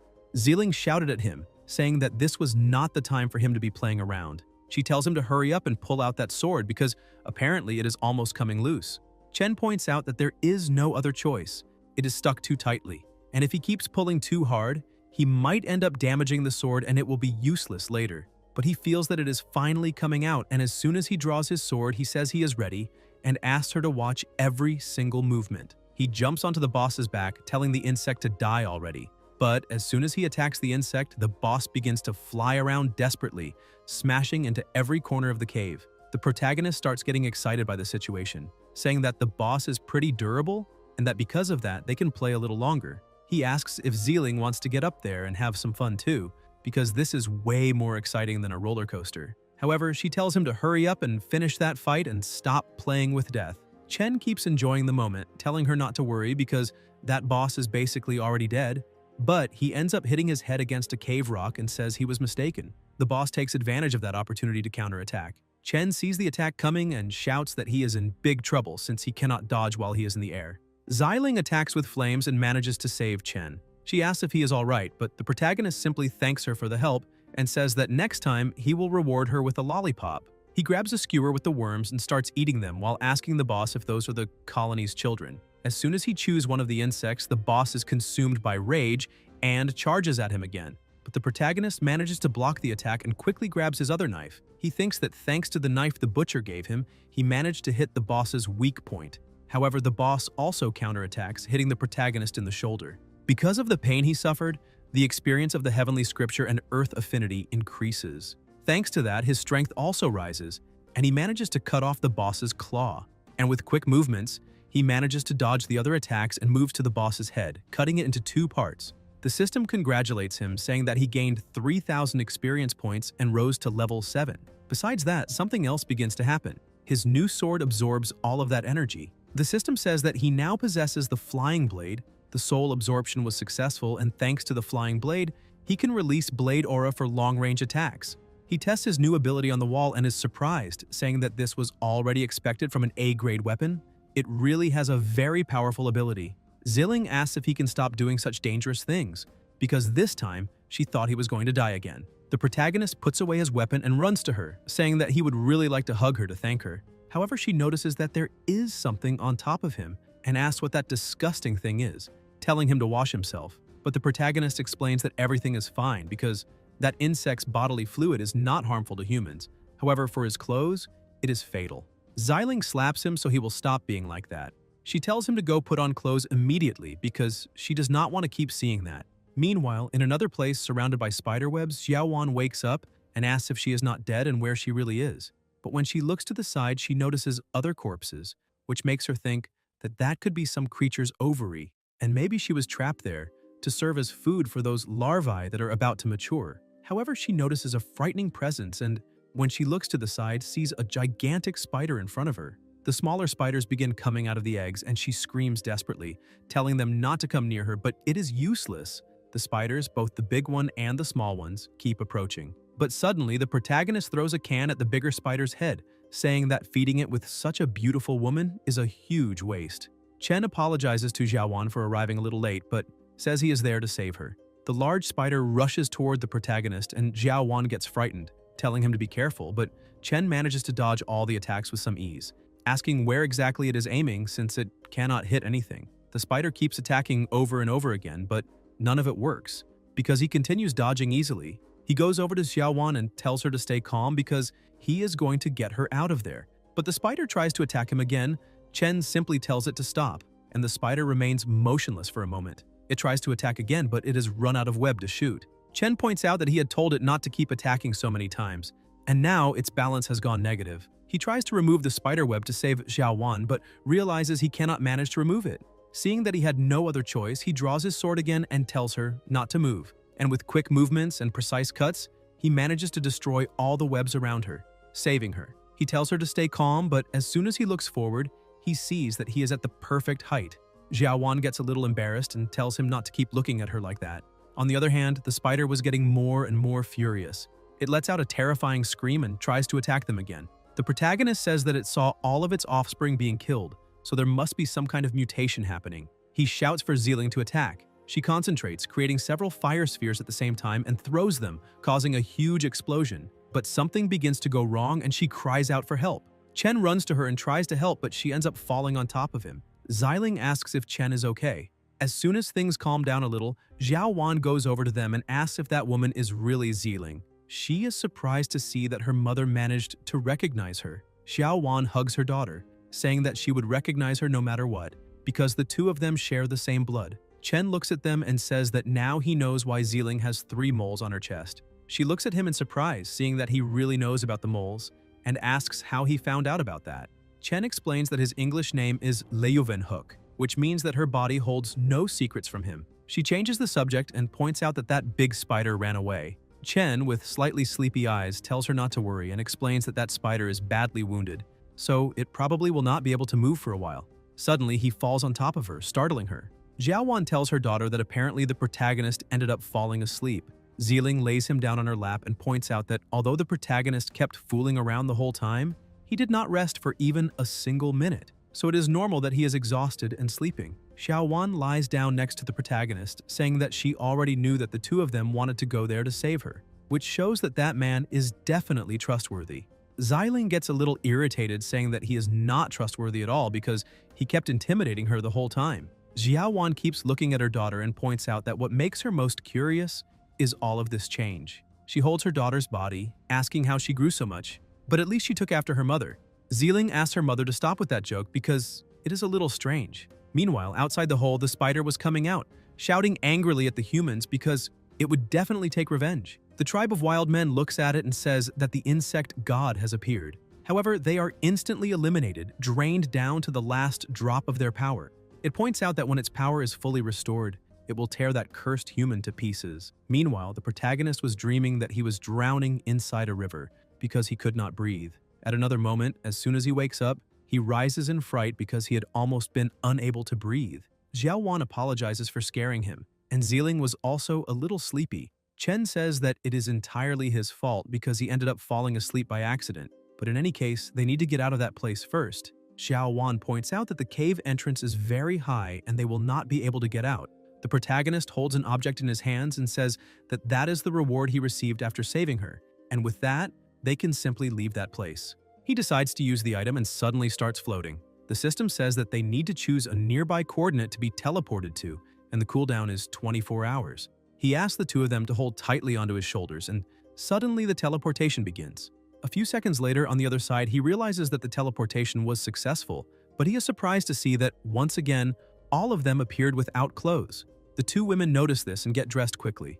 However, what catches the protagonist's attention the most is that something is a little strange, because there should have been villagers guarding the entrance to the insect god's cave. However, there is not a single person nearby. Xiaowan points behind him and tells him to take a look. As soon as he looks, he is surprised. The village had been completely destroyed and all the villagers were dried up, with no energy left at all.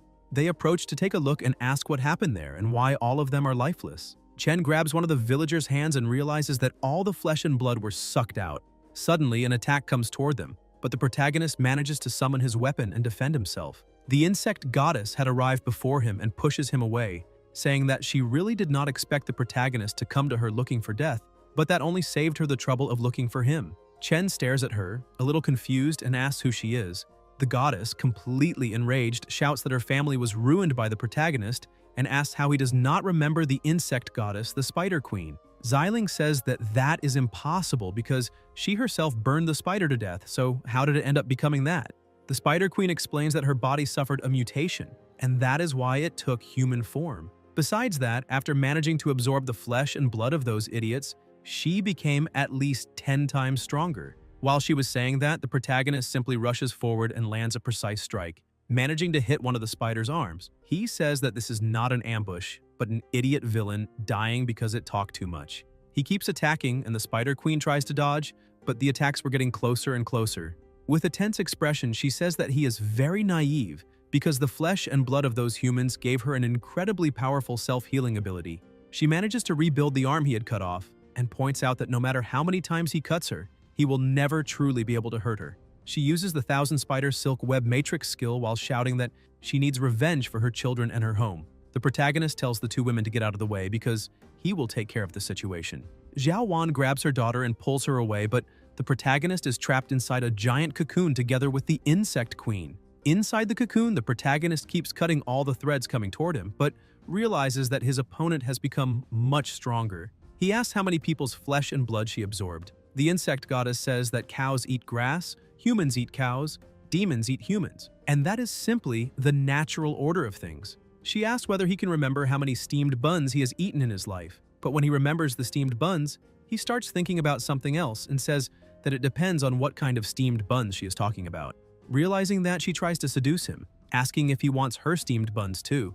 But the protagonist refuses, saying that he has no interest in those aged buns and calls her a monster. The Spider Queen attacks again, saying that apparently he definitely wants to die, but he keeps provoking her, saying that she cannot touch him, and rushes forward quickly, claiming that she can heal 100 times and he will knock her down 100 more times, since he has all day to play with her. However, a strange smoke appears and he starts writhing, asking why he suddenly feels weaker and limp. She explains that the reason he was trapped inside that silk sphere is because that place is full of bone-melting smoke, a silk that emanates from the human body, and even a great immortal would become dizzy and confused inside it.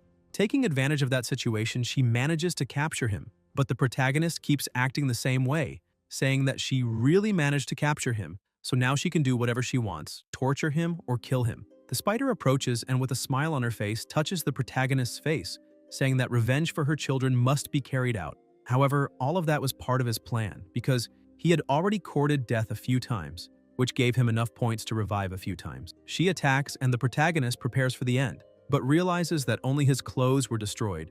Confused, he asks whether she was not supposed to kill him. So why did she simply tear his clothes apart? The Spider Queen keeps looking at him, saying that because of him, all of her children were eliminated. Besides that, the bone-melting smoke will keep him in perpetual arousal, so dying with a kind of endless pleasure is actually something good for him. However, what she really wants is for him to give all her children back.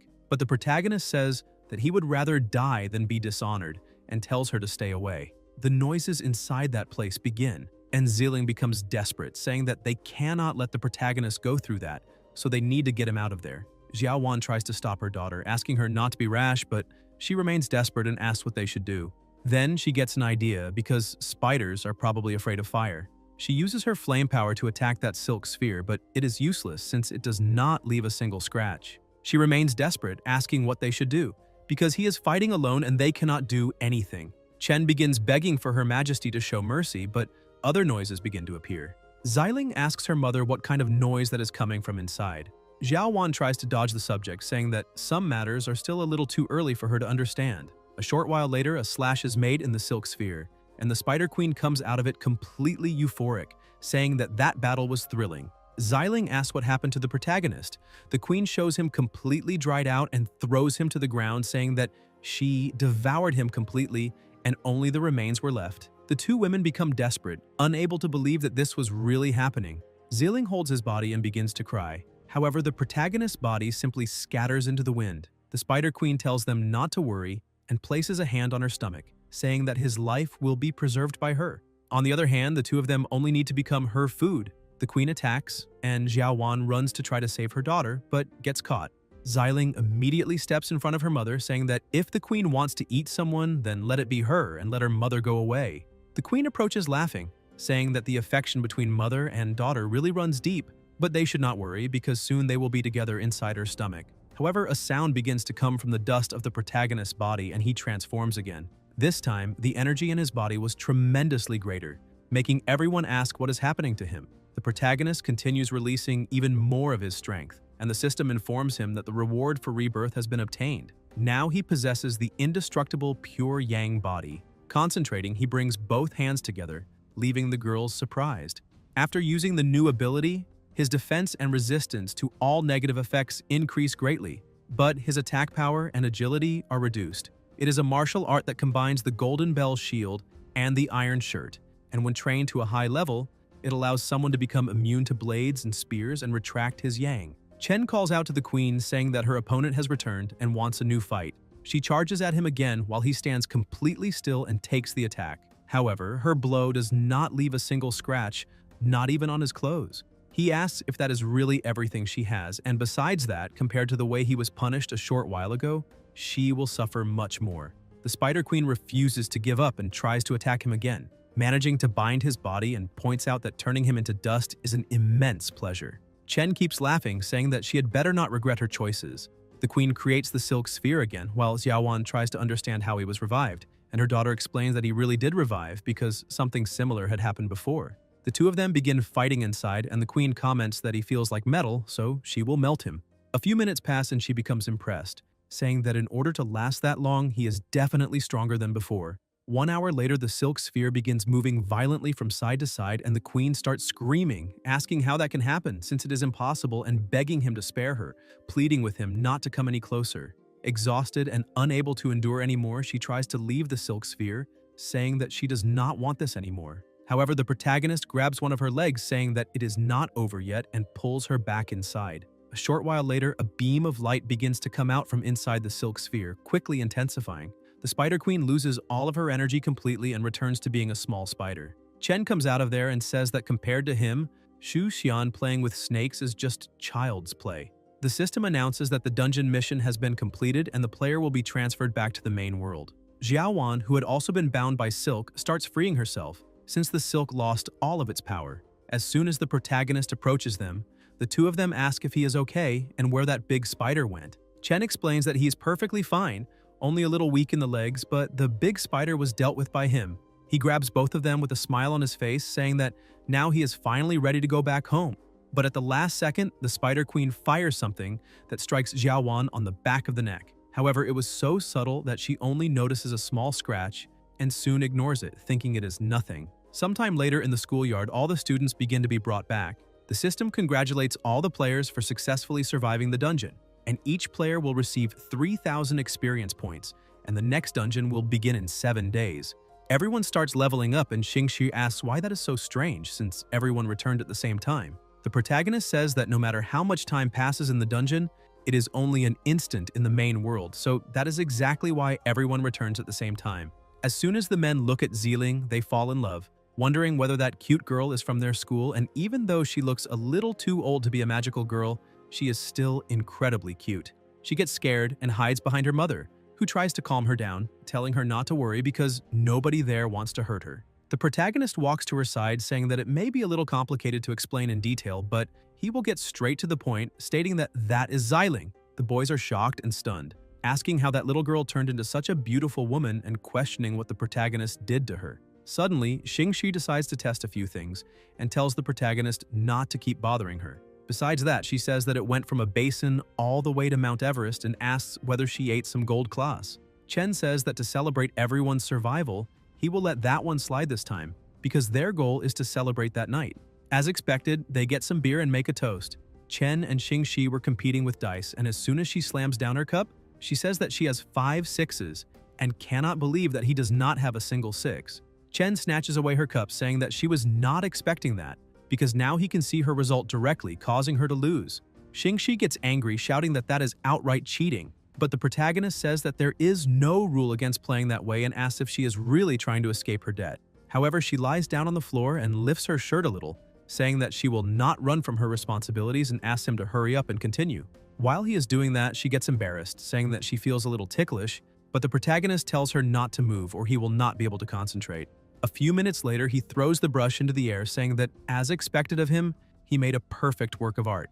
As soon as she looks, she gets even more embarrassed when she sees that he drew something shameful on her stomach. Even Ziling was enjoying herself at the party, saying that, even without being cold, was really amazing. The men, who were still smitten, were completely lost, because she is a very beautiful woman. However, she should still be 6 years old. Young, with her teacher instincts, steps in and tells all of them not to entertain any kind of thoughts about that little girl. All the men lower their heads and apologize because they were wrong. Xiaowan approaches and thanks the teacher for helping take care of her daughter and invites her to have a drink. But Young says she's not much of a drinker, yet Xiaowan tells her not to worry because it is easy to learn. The teacher gets a little embarrassed but ends up agreeing. 3 hours later, Chen takes Xingxi to her room and, even completely drunk, she shouts that she still could drink a little more. However, the protagonist disagrees, saying that she got sick after drinking only 1 bottle. The policewoman throws herself onto the bed, looking at him while saying that she is still not drunk. Chen takes advantage of the situation and says that he is going to take a picture of her to show her what she looked like the next day, but Xingxi grabs him by the arm and throws him onto the sheets. She asks if he wants to play a game with her called Investigator and Criminal. She gets ready to search him, but the protagonist starts wondering how he can take advantage of a girl when she is in that state. However, if he refuses, that would be even more disrespectful toward her. Suddenly, she pins down his hands and he finds that game interesting. With that, they begin the game, and the system announces that the experience of the heavenly scripture increased even more. The next day, early in the morning, the protagonist gathers everyone, and they begin asking why they are gathering so early. But as soon as the students notice the protagonist's face, they start laughing, saying that the battle from the previous night was very intense. He was covered in marks because of what had happened, but he asks everyone to stop that and points out that the next dungeon will open soon. He explains that during this period, everyone must leave the safe zone and go through live combat training. Xingxi was completely embarrassed, covering her face and asking nobody to ask anything, because she knows nothing at all, but Ouyang asks what exactly the two of them did the previous night. The girls ask whether leaving the safe zone will not be too dangerous, and whether they also need to go just because they are women. The protagonist points out that enemies will not go easier on them just because they are women, and if they cannot even deal with the zombies outside, they probably will not survive the next dungeon. After explaining the situation, he asks everyone to gather supplies and then form groups of 4 people so they can begin the training. Xiaowan goes up to him saying that she's not familiar with fighting and things like that at all and asks whether this could hinder the rest of the team. Chen points out that in general, dungeons are always done in teams. And besides the combat personnel, support personnel are also very important, which is why he prepared suitable professional clothes for her. He asked her not to be so formal because her daughter helped a lot in the last dungeon, so she should simply accept the gift. Once again, the boys could not understand how one person could contain so much beauty, and that was already to be expected from a mother-daughter duo.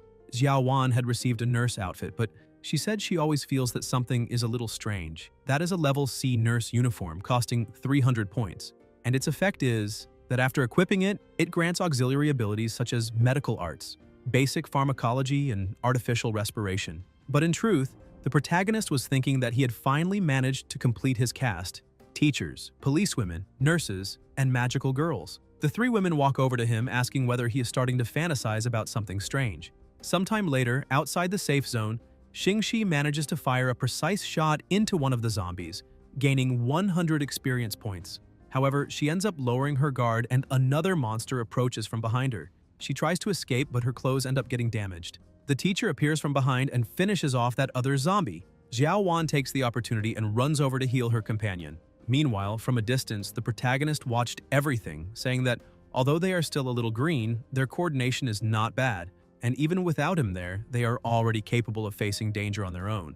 Suddenly, he hears a noise and, when he looks again, realizes that an elite monster has just appeared. Xingxi and Ouyang were walking, and the elite monster spots them. The teacher tells the policewoman to act first. She takes aim and thinks that from that distance, she definitely will not miss the shot. But as soon as she fires, the monster simply manages to use its abilities to dodge the bullets. However, the teacher rushes forward quickly and lands an extremely powerful blow, throwing the monster backward. Xingxi is happy because that was already expected from the teacher. She is becoming more and more skilled and does not even need to transform into a half-zombie. Xiaowan also praises the teacher, saying that she gives off a very strong sense of safety. The teacher gets a little embarrassed and with a smile on her face says that honestly she does not like turning into a half-zombie, so she avoids it as much as possible. But in the middle of all that dust, a sound is heard, and suddenly the monster reappears. The monster tries to attack Xiaowan, and the 2 women are frightened because they were not going to be able to stop it. However, the monster is cut in half. The protagonist's sword had struck that monster's head. He goes over to them and extends a hand to the nurse, asking whether she is okay. Xiaowan takes his hand and says that he arrived in time and that she is fine. Xingxi breathes in relief because they were very lucky that the protagonist arrived in time, otherwise things would have become problematic. Chen touches her forehead and explains that in a battle it is very important to protect the weaker teammates. Xiaowan is a healer, so they need to protect her as much as possible.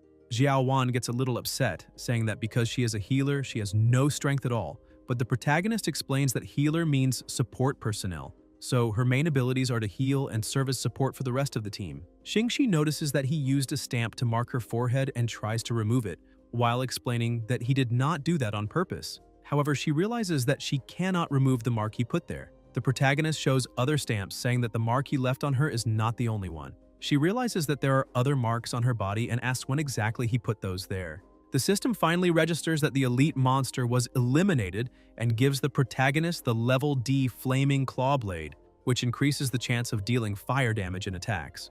The protagonist points out that the item the elite monster left behind is perfect for the teacher. As soon as she puts on the iron claw, she gets a little upset, since she feels that she's getting farther and farther away from being a normal teacher. Suddenly, someone else comments that apparently they have some good equipment, and they begin emerging from the mist, saying that giving such good items to novice people is a total waste. Chen still remembers those people. They are members of the Light of the Apocalypse. In his past memories, he recalls that they were an arrogant group that acted under the pretense of being good people. Xingxi asks who they are and why they should hand over the loot from the battle they had just won. The group introduces themselves, saying that they are members of the Light of the Apocalypse safe zone, and as the name suggests, they are the light that guides everyone out of that apocalypse.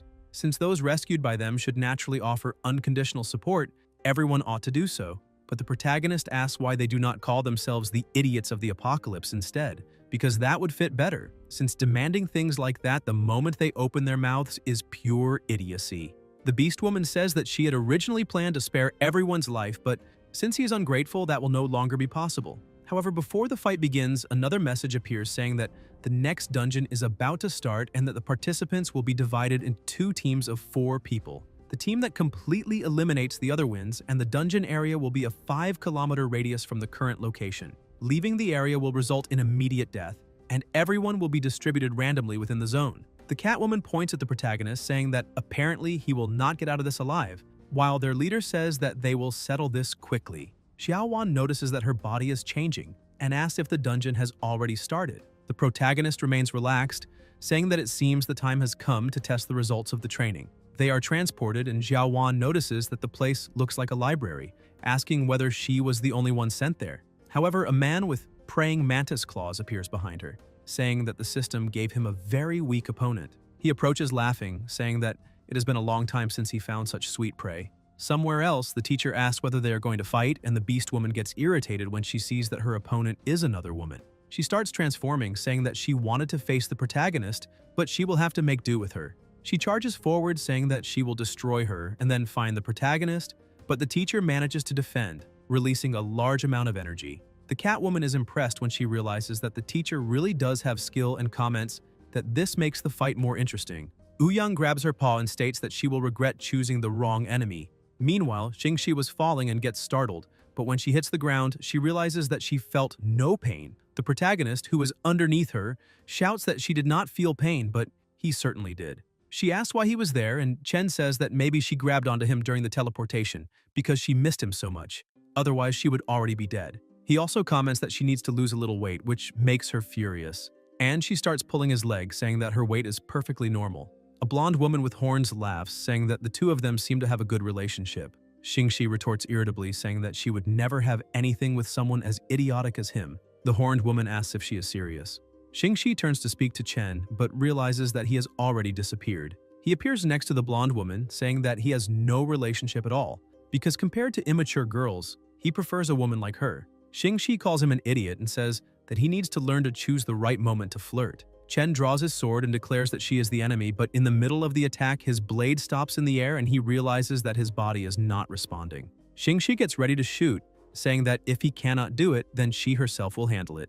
However, he puts away the sword and steps in front of her, telling her not to shoot. Xingxi gets even more irritated, saying that he not only hesitated, but is also trying to protect her. Chen tries to explain that it is not his fault because his body is out of control. The horned woman then reveals that in the last dungeon, she gained an ability called Sharingan, and any man who meets her gaze will fall under her control. The horned woman orders the protagonist to attack. He lunges forward, and Xingxi asks if he's really going to do that.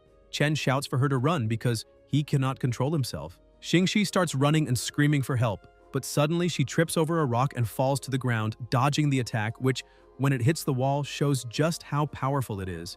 The protagonist keeps trying to attack her, but he resists the command and, with his other hand, stops the attack. The woman keeps trying to force him to attack while laughing, saying that what she likes most is seeing his expression when he eliminates his own companion. To avoid the attack, he attacks himself, leaving the police officer shocked. Chen tells the horned woman that she's greatly underestimating his willpower. Xingxi runs over to him, asking if he is okay. The horned woman keeps mocking them, saying that with just one look between the 2 of them, she can control him again. That is why he needs to hand his partner over to her. But the protagonist says that if the problem is his eyes, then he just needs to solve the situation. The woman is surprised to see that he has torn out his own eyes. The horned woman says that all men are the same. They let themselves be fooled by beautiful women, but her pupil control technique will not fail. Chen disagrees with her, saying that it does not matter how skilled she is, because without his eyes, he will not be affected by mind control, and that is the weakness of that ability. Xingxi warns him that he is aiming in the wrong direction, but the protagonist explains that he has no choice since he cannot see anything. However, just from the sound of her movements, the protagonist is able to move toward her. The woman is frightened and starts backing away, asking how a person as strong as him can exist, and apparently she will have to retreat. But as she says that, the protagonist prepares to attack with his long-range ability, saying that her voice gave away her own position. With a precise strike, he manages to hit her, and she remarks that she did not expect to be eliminated by a man. Chen says that he also did not expect tearing out his own eyes to hurt so much. Xingxi runs over to see if he is okay and asks if it is really worth sacrificing his eyes for something like that. The protagonist says that as long as he can save her life, his eyes are a small price to pay. Xingxi comforts him, telling him not to worry because she will take care of him from then on. But the protagonist explains that she does not need to take care of him for the rest of his life, because as soon as the mission ends, if there is no death, the player's body will return to the state it was in before entering the mission. Xingxi gets nervous when she hears that and starts pushing him. The protagonist asks her to let him feel that warm world again, but she keeps pushing him, telling him to give her back her moment of glory. Suddenly, a bullet comes flying toward him and hits his head, leaving the police officer startled again. That shot was fired by the captain of the opposing team using a level C tracking bullet. The person can fire a tracking bullet, and the farther away the target is, the longer the preparation time required. He gets ready to shoot again, saying that at the current distance, he will need approximately 30 seconds to take that woman's life. Chen starts disappearing in Xingxi's hands, and she becomes desperate for a few seconds, but soon calms down, thinking that this scene feels a little familiar. She starts moving forward while thinking that, based on the trajectory of the wound, the bullet should have been. The captain of the opposing team says again that it is time for the harvest.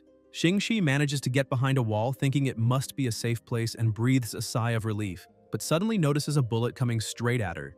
Before she can be hit, a frying pan appears in front of her, causing a small explosion. The protagonist had been reborn once again. However, this time the system charged 500 points for the resurrection, which means the points for each life he regains are increasing, so he needs to use them sparingly. On the other hand, the captain of the enemy team was a little confused, wondering how that was possible because he had clearly eliminated the protagonist. Xingxi starts smiling, seeing that he has been revived again.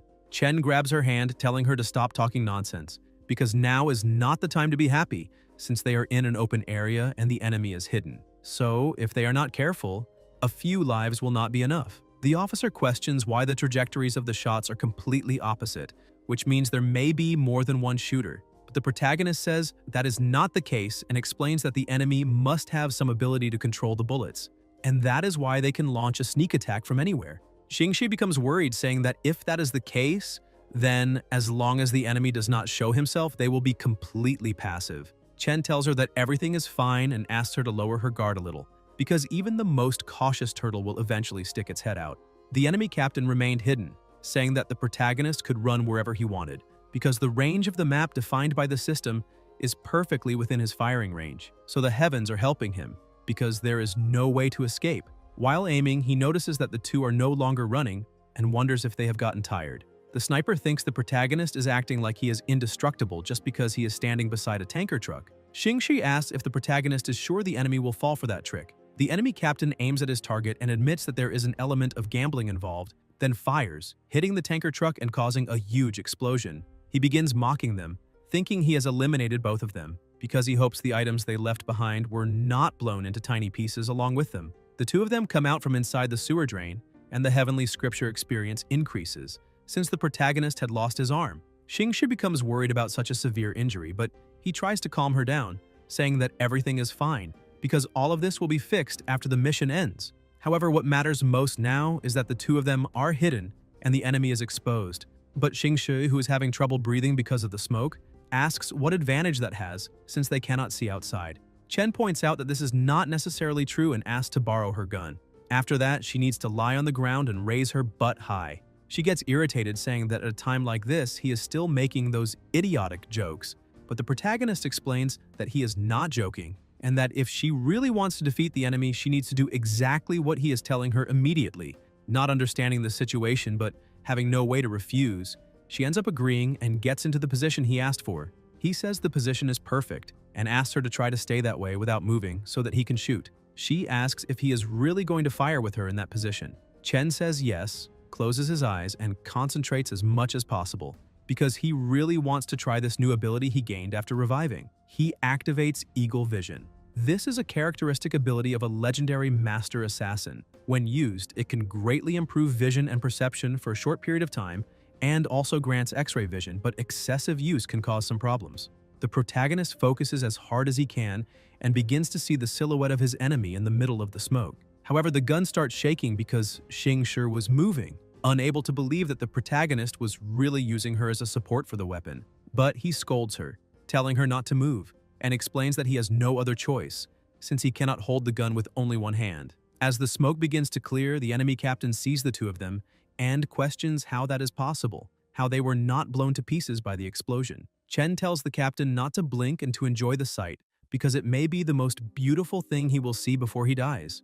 Since there was nothing else he could do, he simply enjoyed the view and was soon hit dead on by the protagonist's shot. But before being eliminated, he says that the color she is wearing is purple, but he prefers white. Chen says the white one is in the washing machine, so he will have to settle for it and rest in peace in his purple fantasy. Xing Shi, who is already irritated by the whole situation, grabs her gun again and points it at the protagonist, asking what purple fantasy he is talking about and whether he really saw her underwear. He tries to defend himself, saying that it is just underwear, and on top of that asks why she is trying to argue with a dead man. Meanwhile, the Catwoman and the teacher were still in the middle of their battle, but the Catwoman had a slight advantage and manages to land a blow, throwing the teacher into one of the buildings. Ouyang is impressed to see that her opponent's brute strength really is very great. The Catwoman releases even more of her power, saying that if that is all her opponent can offer, then she will end it immediately. She fully transforms into a tiger, and just the roar alone creates a terrifying pressure. The teacher realizes that she also needs to increase the degree of her zombie transformation to face her, because the pressure alone is already damaging her body and it hurts. However, she does not know how to provoke herself and starts thinking about things that might make her angry, imagining herself and the protagonist kissing, and the time he also said she was alone on Valentine's Day. With those thoughts, she starts getting irritated. The Catwoman becomes a little confused and asks why her opponent closed her eyes, which must mean she is ready to die. But Ouyang was completely different now. She had transformed. The Catwoman tries to attack her but realizes that the teacher's speed has increased drastically and wonders how that can be possible. The teacher comes out of defensive mode and goes on the attack. The Catwoman realizes that she cannot keep up with her opponent's movements, so there is no way to defend against that attack. She decides to take the attack head-on, but as soon as she is struck by the claws, she begins to suffer from the flames and screams that it is too hot. The teacher returns to normal since with just one strike she was able to finish the fight because the more fur, the weaker to fire, and the ancients really did not lie to her. Chen, who had just arrived at the scene, stands there watching and says that it is a shame to see such a beautiful fur coat being burned. Xing Shi points at the teacher, telling the protagonist that something is wrong. She was remembering that Chen had provoked her, saying that she was nothing more than a beautiful body with no brains. That makes the teacher even angrier, and she starts chasing after him. However, he does not understand why he is being attacked, since this time he had not said anything. Meanwhile, in the library, Xiao Wan was trying to hide, but she kept getting hit. Her opponent was toying with her, asking whether she would prefer to be cut horizontally or vertically. However, he was just playing with his prey, saying that he is not stupid and that it would be better to cut her both ways. But just as the attack comes toward her, something strange happens, and she shouts that it will never happen. Suddenly, she manages to control the webbing of a spider, trapping her opponent's arm. He's surprised, asking if that really is spider silk. Xiao Wan, who had been completely terrified before, now seemed to be controlled by the Spider Queen, toying with her opponent and saying that he is just a praying mantis. The Spider Queen says that even if he is only a praying mantis, that is fine, because he will serve as a test so she can better understand how that woman's body works. She attacks him, causing a small explosion. However, that was not enough to defeat the mantis, who says that he will definitely turn the woman into minced meat. But the Spider Queen says that apparently he still has not understood who the prey is and who the hunter is in there. In a matter of seconds, the mantis is completely trapped in spider silk. She approaches with a terrifying, murderous aura and says that she likes live prey very much because they are all so weak, and he is no exception. She starts feeding, draining all of his life force.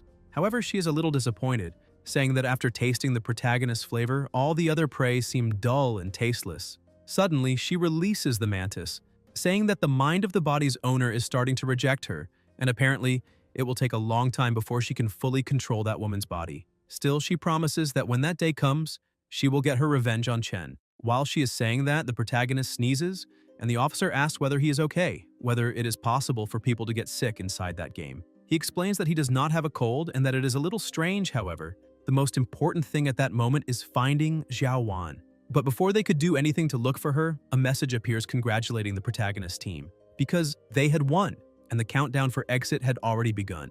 They are surprised to see that the mission has come to an end, but the protagonist could not understand how it ended, because they did not find the healer, and she has no combat power, so there is no way she could have defeated her opponent. They return to the safe zone and the system announces that they successfully exited the dungeon, and all winners received 5,000 experience points. The protagonist is happy to see that his arm has returned, because without balance, he wouldn't know how he would get through the long nights alone. To test his arm, he decides to touch something. Xingshi gets irritated with him and his system notifies that he gained points for courting death. Chen says that his sense of touch is also fine, exactly as it was before, but the police officer also wanted to test his arm and hits him hard, telling him not to test it on her body. Chen asks Xiao Wan if she is okay. Xingshi is also very curious to know how she managed to defeat the opponent. Xiao Wan says she isn't sure either, because she had been chased by that man until not long ago. But when she regained consciousness, she was already back in the safe zone. The protagonist tries to explain, saying that this may have happened because time ran out or because more than half of the opposing side was eliminated, so the system considered their side the winner. Ziling runs to her mother because she was very worried. Xiao Wan asks her daughter what happened and if she is hurt. Ziling explains that she is fine, but the older sister was eliminated. Chen becomes concerned and asks who was eliminated. Sometime later, they go to the cemetery built in the safe zone. A man reads a report saying that, according to the statistics, a total of 13 students died in the last game. They were Zhang Song, Tang Xian, and Dian Qi. The protagonist draws their attention, saying that everyone must have already understood that this is not just a childish game, because if they are not careful, they will die for real. Moreover, if all of them had not been trained, the list of the dead could have been even longer. But one of the boys shouts desperately, saying that those murderers killed his classmates and that he will definitely take revenge on all of them. The protagonist remembers his past life and questions himself about everything he has done, but in the end, understands that eliminating the opponent was only for his own survival. He tells his companions that those of them who are still alive also have blood on their hands because of the relatives and friends of those they eliminated, so they can also be considered villains. The mourning period ends immediately, and instead of remembering those who are gone, everyone should spend more time training their own strength. Therefore, they must try not to become just an object of mourning. Juan places a flower on Dianqi's grave, saying that she truly hopes she can rest in peace.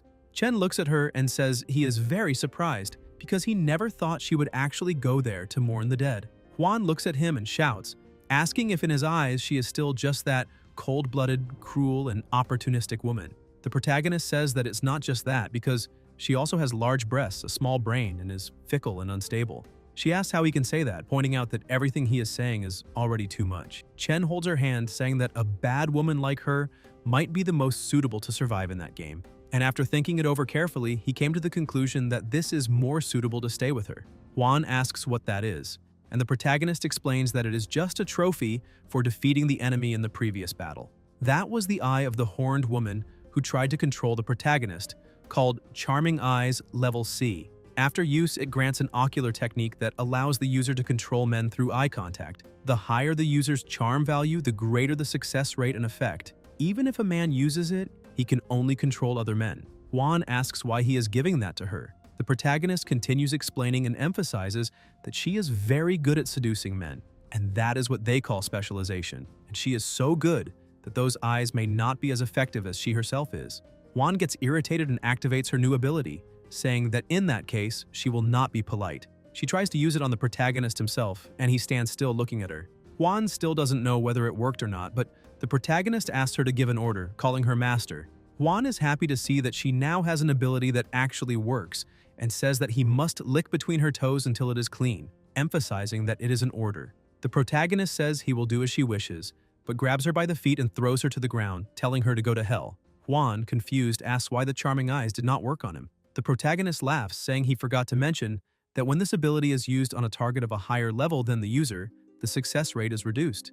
Juan says he should have told her that before. Chen says goodbye to her, saying she can lick her own toes because he needs to go. 1 week later, the dungeon is called Darkness Before Dawn, and the number of players is 4. The main mission is to complete the mission entrusted by the Dawn organization. A woman says that it seems the people who will form the team for that special mission have just arrived. She introduces herself as the leader of the Dawn organization and also the contact person for that operation. She asks everyone to briefly introduce themselves. A bearded man says his name is Andre and his nickname is Polar Bear. His ability is Strong Liquor Boost. After drinking strong beverages, he can temporarily increase his abilities, and the higher the alcohol content, the stronger the boost.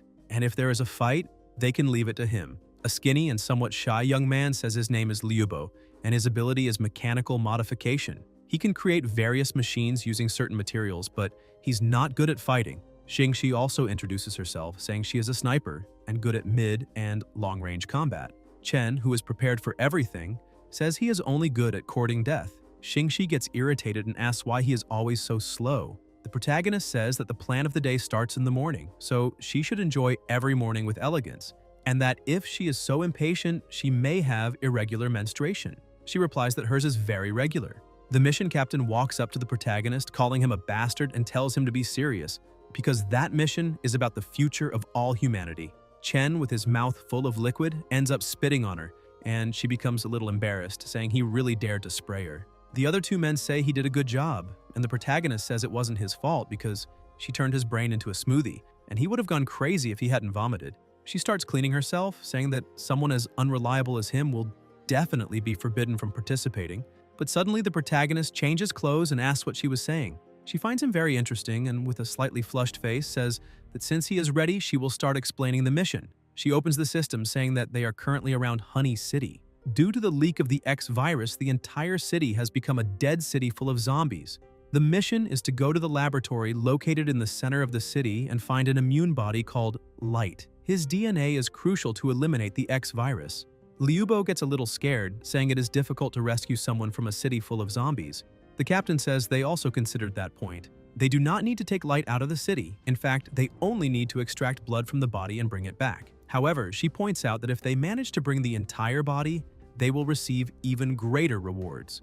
The protagonist raises his hand and she asks if he has any questions. The protagonist says that as an apology, if he manages to complete the mission, he would like to offer to buy her some milk. The captain feels flattered and says that is not impossible. Xingxi gets jealous again and tells the captain that that guy is always like that, asking to start the mission immediately. The protagonist tries to explain that he was just trying to lighten the mood. The captain calls the helicopter and says the operation has officially begun, and the codename is Project Dawn. The protagonist gets excited, but the pilot is not so excited. He says he heard that the X virus can spread through the air, so he wishes everyone good luck. However, when he looks to the side, he notices that the co-pilot is bleeding from the eyes, nose, and mouth. Even so, the helicopter had already left the group to complete the mission. The protagonist comments that that place does not seem very different from the main world, so he wonders if the zombies there will be stronger than normal ones. Andre explains that in his hometown, fighting zombies has become a very popular sport. Liubo is impressed and asks if he is telling the truth because those zombies are very scary. Suddenly, a zombie appears screaming at them, and Liubo hides behind the protagonist saying that it is a Jion date zombie and that they need to leave. Andre prepares for combat, saying there is no need to run after seeing just a few zombies. He asks the protagonist if he is afraid, but the protagonist says no, because no decent person among them is afraid of zombies. The two take the front line, eliminating all the zombies that approach. Liubo is frightened, thinking that his two companions are even scarier than the group of zombies. Xingxi also thinks those two are really incredible, so she does not need to protect them from the shadows. Chen tells Andre that he is also very skilled in wrestling.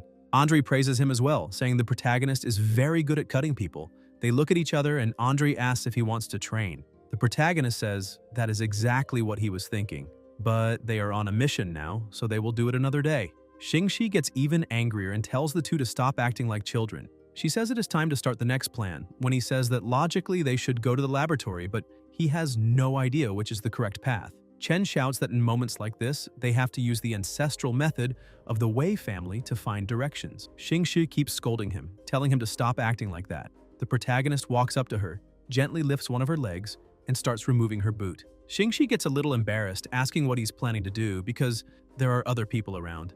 Chen takes the boot, spins it very fast, and throws it forward. It lands perfectly on the ground, and the protagonist says the shoe is pointing in that direction, so they need to go there. Andre is impressed, saying that is the mysterious power of the East, but Liubo says he does not remember such a power existing in the East. Xingxi kicks the protagonist, asking what kind of ancestral method of finding direction that is, and shouts that it is nothing more than throwing a shoe. The protagonist says he was joking. Liubo says that if he gets enough materials, he can build a machine to guide them. Xingxi says that is perfect because there is a large market just ahead. They should be able to find the materials he needs and also gather some supplies. Liubo gets a little worried because that place is full of zombies, and going in to get supplies seems very dangerous. The protagonist asks the officer to stay there and protect the young boy while he and Andrei go get the supplies. Andrei gets very excited because he wants to find some free vodka to drink. Liubo gets a little upset and complains, asking why they would leave a woman to protect him. Xingxi feels offended and calls the boy Four Eyes. She points the gun at him and he gets even more scared, asking what she is doing. But the officer simply fires and hits a zombie that was behind him. She walks up to him and asks if he really just called her weak. The boy, completely frightened, says no and apologizes. Meanwhile, inside the supermarket, a zombie was distracted with a magazine, and the protagonist takes the opportunity to eliminate it easily. Chen comments that even if it is a zombie, students should not read things like that, so he will confiscate it in the name of the teacher. Andrei, who is searching the shelves, shouts saying there is a lot of alcohol there and asks if he wants him to grab some bottles, asking if he prefers vodka or whiskey. Chen says he prefers to drink only water and takes the list Liubo had made, realizing there is a lot they need to carry. While looking for lubricant, he ends up stepping on a rubber chicken, making a sound that attracts some zombies. Andrei tells him not to worry because he will handle everything, uncorks 2 bottles of vodka and drinks them straight. He activates his ability, and it seems someone had already shown how it works. The protagonist cannot understand how someone can fight while so drunk and questions whether that can be reliable. Suddenly, the zombies rush toward Andrei, and the protagonist is startled, but Andrei dodges easily. In just 1 second, he immobilizes one of the zombies that tried to attack him. Chen thinks that although it looks chaotic, there is a pattern in his movements, and if he can incorporate those steps and movements into his swordsmanship, the system then notifies that a sudden enlightenment of the host has been detected. Chen is surprised, asking if something that good really exists. The system appears and says, that is the 8 Immortals Drunken Blade technique, level B. Drinking in form but not in mind, drinking in steps but not in heart. The blade technique is elusive and catches opponents off guard. It has 8 forms, and its power increases when the user is intoxicated. One of the zombies tries to attack him from behind, but the protagonist notices and reacts quickly, managing to eliminate it. Andrei, who had already cleared the front, says the protagonist's swordsmanship improved a lot, but he ends up falling asleep. The protagonist shouts trying to wake him up, but he remains lying down, saying that after that cup, there are still 3 left. The protagonist tries to hit him to wake him up, but nothing works. A few hours later, already at night, Xingxi had made a small campfire and was upset, since the protagonist was taking so long that she was starving. Liubo says they are back, and the protagonist, who was carrying everything including Andrei, asks someone to help him. As soon as he arrives at the camp, he throws himself on the ground completely exhausted and asks if those materials are enough. Liubo says yes and asks them to wait a few hours because he will definitely be able to make something very useful. Chen says he does not need to rush because they have already cleared that entire area and now it is very safe so they can eat something before starting. They put the food in the pot and take it to the fire, and Xingxi, like a true food addict, was almost jumping into it. In addition, he also brought some drinks for the whole group. Liubo falls to the ground, telling them to drink more, and the protagonist starts laughing, saying he is already drunk after just 1 can and that is why he is a loser. Xingxi says Liubo is just a coward. She comments that the protagonist seems much braver, and he asks if she is joking because he is super brave. He says he has something very good and asks if she wants to see it. The officer asks if it is a new weapon, but the protagonist just grabs her arm and asks her to follow him. She gets a little scared and asks if he is planning to do that, but the protagonist says she will see when they get there because it is very cool. They move a little away from the group, and the protagonist says it is fine there and they need to start because he can hardly wait to show his thing. He touches her shoulder and she asks if it is right there. He says yes. She points to the tent ahead, saying they should at least go inside it, but the protagonist says the tent is too small and he cannot move properly. Xingxi also wants to, but is embarrassed. She says they do not know each other very well, so maybe it is better to get to know each other a bit more. The protagonist asks what she is talking about because he brought her there to show the new abilities he just mastered. She is surprised and embarrassed at the same time, asking if it is just to see his abilities. Chen makes some movements and says that is right because he really wants to test his newly understood sword technique to cut bullets. But Xingxi was already holding her weapon because she was very eager. He looks at her and says she can use the pistol. With a bloodthirsty look, she points it at him, saying it will be a pleasure to see if he can really cut bullets. Chen prepares and says she can start. She grabs her M4 and asks if he is really ready and starts firing, but the protagonist just starts running, asking where she got that while she keeps shooting and telling him not to run. The next day, Andre wakes up saying he slept very well, but Chen was almost dead. Andre is surprised and asks why he looks so exhausted and if he did some kind of group training the night before. The protagonist says that is not the case and points to the officer, saying she shot him a lot all night while she keeps provoking him. Andre asks if he was really the one who got shot and says their relationship is a bit strange. The protagonist says he is misunderstanding everything, but Liubo interrupts and shouts that his navigation robot is finally ready. Chen looks at the robot and says that somehow it looks a bit obscene, asking what the tech genius based it on. Liubo says it only looks yellow because he is wearing yellow glasses, and that it is a very suitable navigation robot called Just Go. Xingxi looks at the small robot and says it is not obscene, but very cute. Liubo shouts for her to stop hugging it like that because the robot cannot get close to women. She's confused and asks why not, but Just Go looks at certain parts, saying exploration has begun, and jumps into her chest.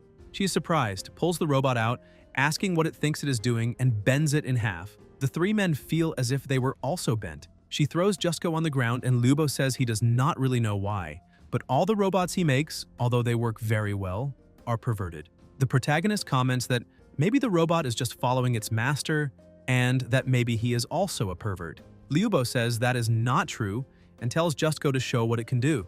Chen asks Xingxi if the robot can really navigate, and she says that somehow she feels it is not reliable. Andre, however, is very excited, saying the power of science is really incredible. Just Go starts spinning from side to side and soon falls to the ground, saying they should move forward. Everyone is a little disappointed, and Xingxi shouts at Liubo, asking how that is different from throwing a shoe to get directions. Liubo asks her to calm down because he will explain. He says he installed a magnetic field induction system in the robot's head, and it can accurately find the direction of the destination. The protagonist questions whether he really spent all that time to make a compass that likes pointing to oil. Xingxi keeps asking if the robot is reliable. Chen says the system usually does not match teammates with a large difference in overall strength, so if he is weak in combat, he probably has special talents in other areas. Liubo says that although he is not a good fighter, they need to trust that his robot will certainly lead them to the destination. 2 hours later, Xingxi says that is the destination the navigation robot brought them to and asks why it is a maid cafe. Just Go looks at the woman and jumps at her, saying that is the destination. Xingxi grabs it and starts twisting it, asking if there is really any point in keeping a perverted robot because she needs to destroy it. Liubo asks her to let go, and the protagonist intervenes, asking her to wait a moment and pointing ahead, asking if that is not the laboratory since it is right next to the maid cafe. Liubo tries to remove the robot that was stuck to the poster and asks them to let go because they need to leave. He finally manages to free the robot, which falls to the ground, but 2 zombie maids come running after him. Chen asks him to wait a moment and questions why so much panic, pointing out that there are many zombies around, so fighting could attract a horde. So they need to go straight into the laboratory. The group agrees and runs to the lab. The door was locked and the protagonist tries to punch it open, but his hand hurts. He gets even more irritated and keeps hitting the door, saying that if whoever is locking it from inside has the courage, they should come out of the system and open it. Liubo finds a small computer and asks him to stop hitting it, because that building must have an autonomous defense system. To enter from the outside, it is necessary to activate the door opening procedure through the terminal. Xingxi asks if he can speak like a normal person, at least for now. Liubo starts working on the computer and says he will probably be able to crack the program, asking everyone to protect him for a while. The zombie maids were approaching, and Xingxi says Liubo can focus on opening the door because they will handle the rest. Andre uncorks 2 bottles and says that although he does not hit women, the situation is a bit different because zombie women should no longer count as women. But Chen steps in front of them, saying that unfortunately they cannot fight because if they attract a horde of zombies, they will not be able to handle it. The officer asks what they should do. Chen opens the system and says he has already thought of a way to defeat the zombie maids without fighting. Xingxi is even more impressed seeing his strategy, and Andre says he really came up with something interesting. The protagonist then transforms completely, wearing an elegant outfit and with impeccable hair. He calls all the maids, saying they should come see their master. The zombie maids become enchanted, saying they would like to serve him. They all run to him and Chen tells them not to rush, because he has enough for everyone. Some maids start feeding him fried rice with worm eggs and special coffee with the corpse oil. He thinks that if he does not eat anything, the zombie maids will definitely get angry, and concludes that if he is not going to hell, then no one will. He takes some of the food and tastes it. Xingxi thinks it is disgusting, but Andre thinks the protagonist is a real man. Xingxi gets worried and asks Liu Bo if he still cannot open the door because if it takes too long, the protagonist might die from poisoning. Liu Bo says the decryption program has started loading, and a few seconds later, the system informs that the door will open, beginning to move. The protagonist, who is almost dying from intoxication, comments that it is even more disgusting than the food old Chen makes. One of the maids approaches, saying she would love to give the master a kiss to show all her love. But suddenly her head opens and turns into a huge mouth. At that moment, the maid gets shot and starts being eliminated. This time, Xingxi's jealousy saved him. She says she is sorry for interrupting the service he was having with the maids. Chen replies that if she had not appeared, he might have been devoured right there. The other maids also transform, saying she is a bad woman who must be eliminated because the master belongs to them. The protagonist draws his sword and says their service was very good, so he will give a 5-star review, but they will need to check it in hell. Quickly, he cuts down all the maids around him, but Liu Bo shouts that he needs to go now because the door will only stay open for 30 seconds. He gets annoyed seeing there is not much time left to play and grabs Xingxi's arm, saying it is time to go. However, while running toward the door, he comments that it is strange because the touch does not feel so pleasant. When he looks back, he realizes he was holding one of the zombie maids. She asks the master to take her along, but Chen is just surprised. Xingxi cannot believe she came all the way to save him and he mistook her for a zombie, so she decides he needs to be eliminated. She starts shooting at him again. Chen comments that she is more dangerous than a horde of zombies. He starts running into the lab, but she runs after him, telling him to stop. Xingxi jumps and lands a kick on his back, and the door closes right after. Chen rolls on the floor in pain, and Liu Bo thinks that must hurt a lot. Andre asks if that is the legendary prostate break. Xingxi says that idiot deserved the punishment. Chen says it was an emergency and he did not do it on purpose. But the most important thing now is to hurry to complete the mission and find the target. Liu Bo says the lab is deserted, and the defense mechanisms are still active, so everyone must be more careful and not trigger any traps. Chen tells him not to worry and says he is very cautious. As long as he shows the way, everything will be fine. But he ends up stepping on a trap and says it seems the flag was collected too early. The alarm goes off saying intruders have been detected and must be executed immediately, and the clear command will be carried out. Chen advances quickly and cuts one of the robot's weapons. Andre also jumps into action and engages in close combat. Chen tells Xingxi to protect Liu Bo and leave the fight to them, but she refuses, telling him to stop treating her like a babysitter, and starts firing at the robot, telling Four Eyes to stay back. Liu Bo says not to underestimate him because he already added combat functions to Just Go. He tells the robot to stand up and enter vibration mode. Preparing for combat, he says he will show the power of science and lands a hit from behind on the enemy robot. He explains that using high-intensity vibrations to directly destroy the internal circuit system is easier. Chen comments that although it was impressive, it still seems very perverted. Xingxi says she often feels out of place with them because she is not crazy enough. But Liu Bo keeps saying he is not a pervert. The protagonist takes the opportunity and finishes the robot, chopping it into several pieces. Xingxi says everything is finally resolved, but Andre points out that fighting robots is very boring because he still prefers the feeling of breaking the opponent's nose with his own fists. Liu Bo says that even Just Go ran out of energy, but Chen asks if he is sure about that.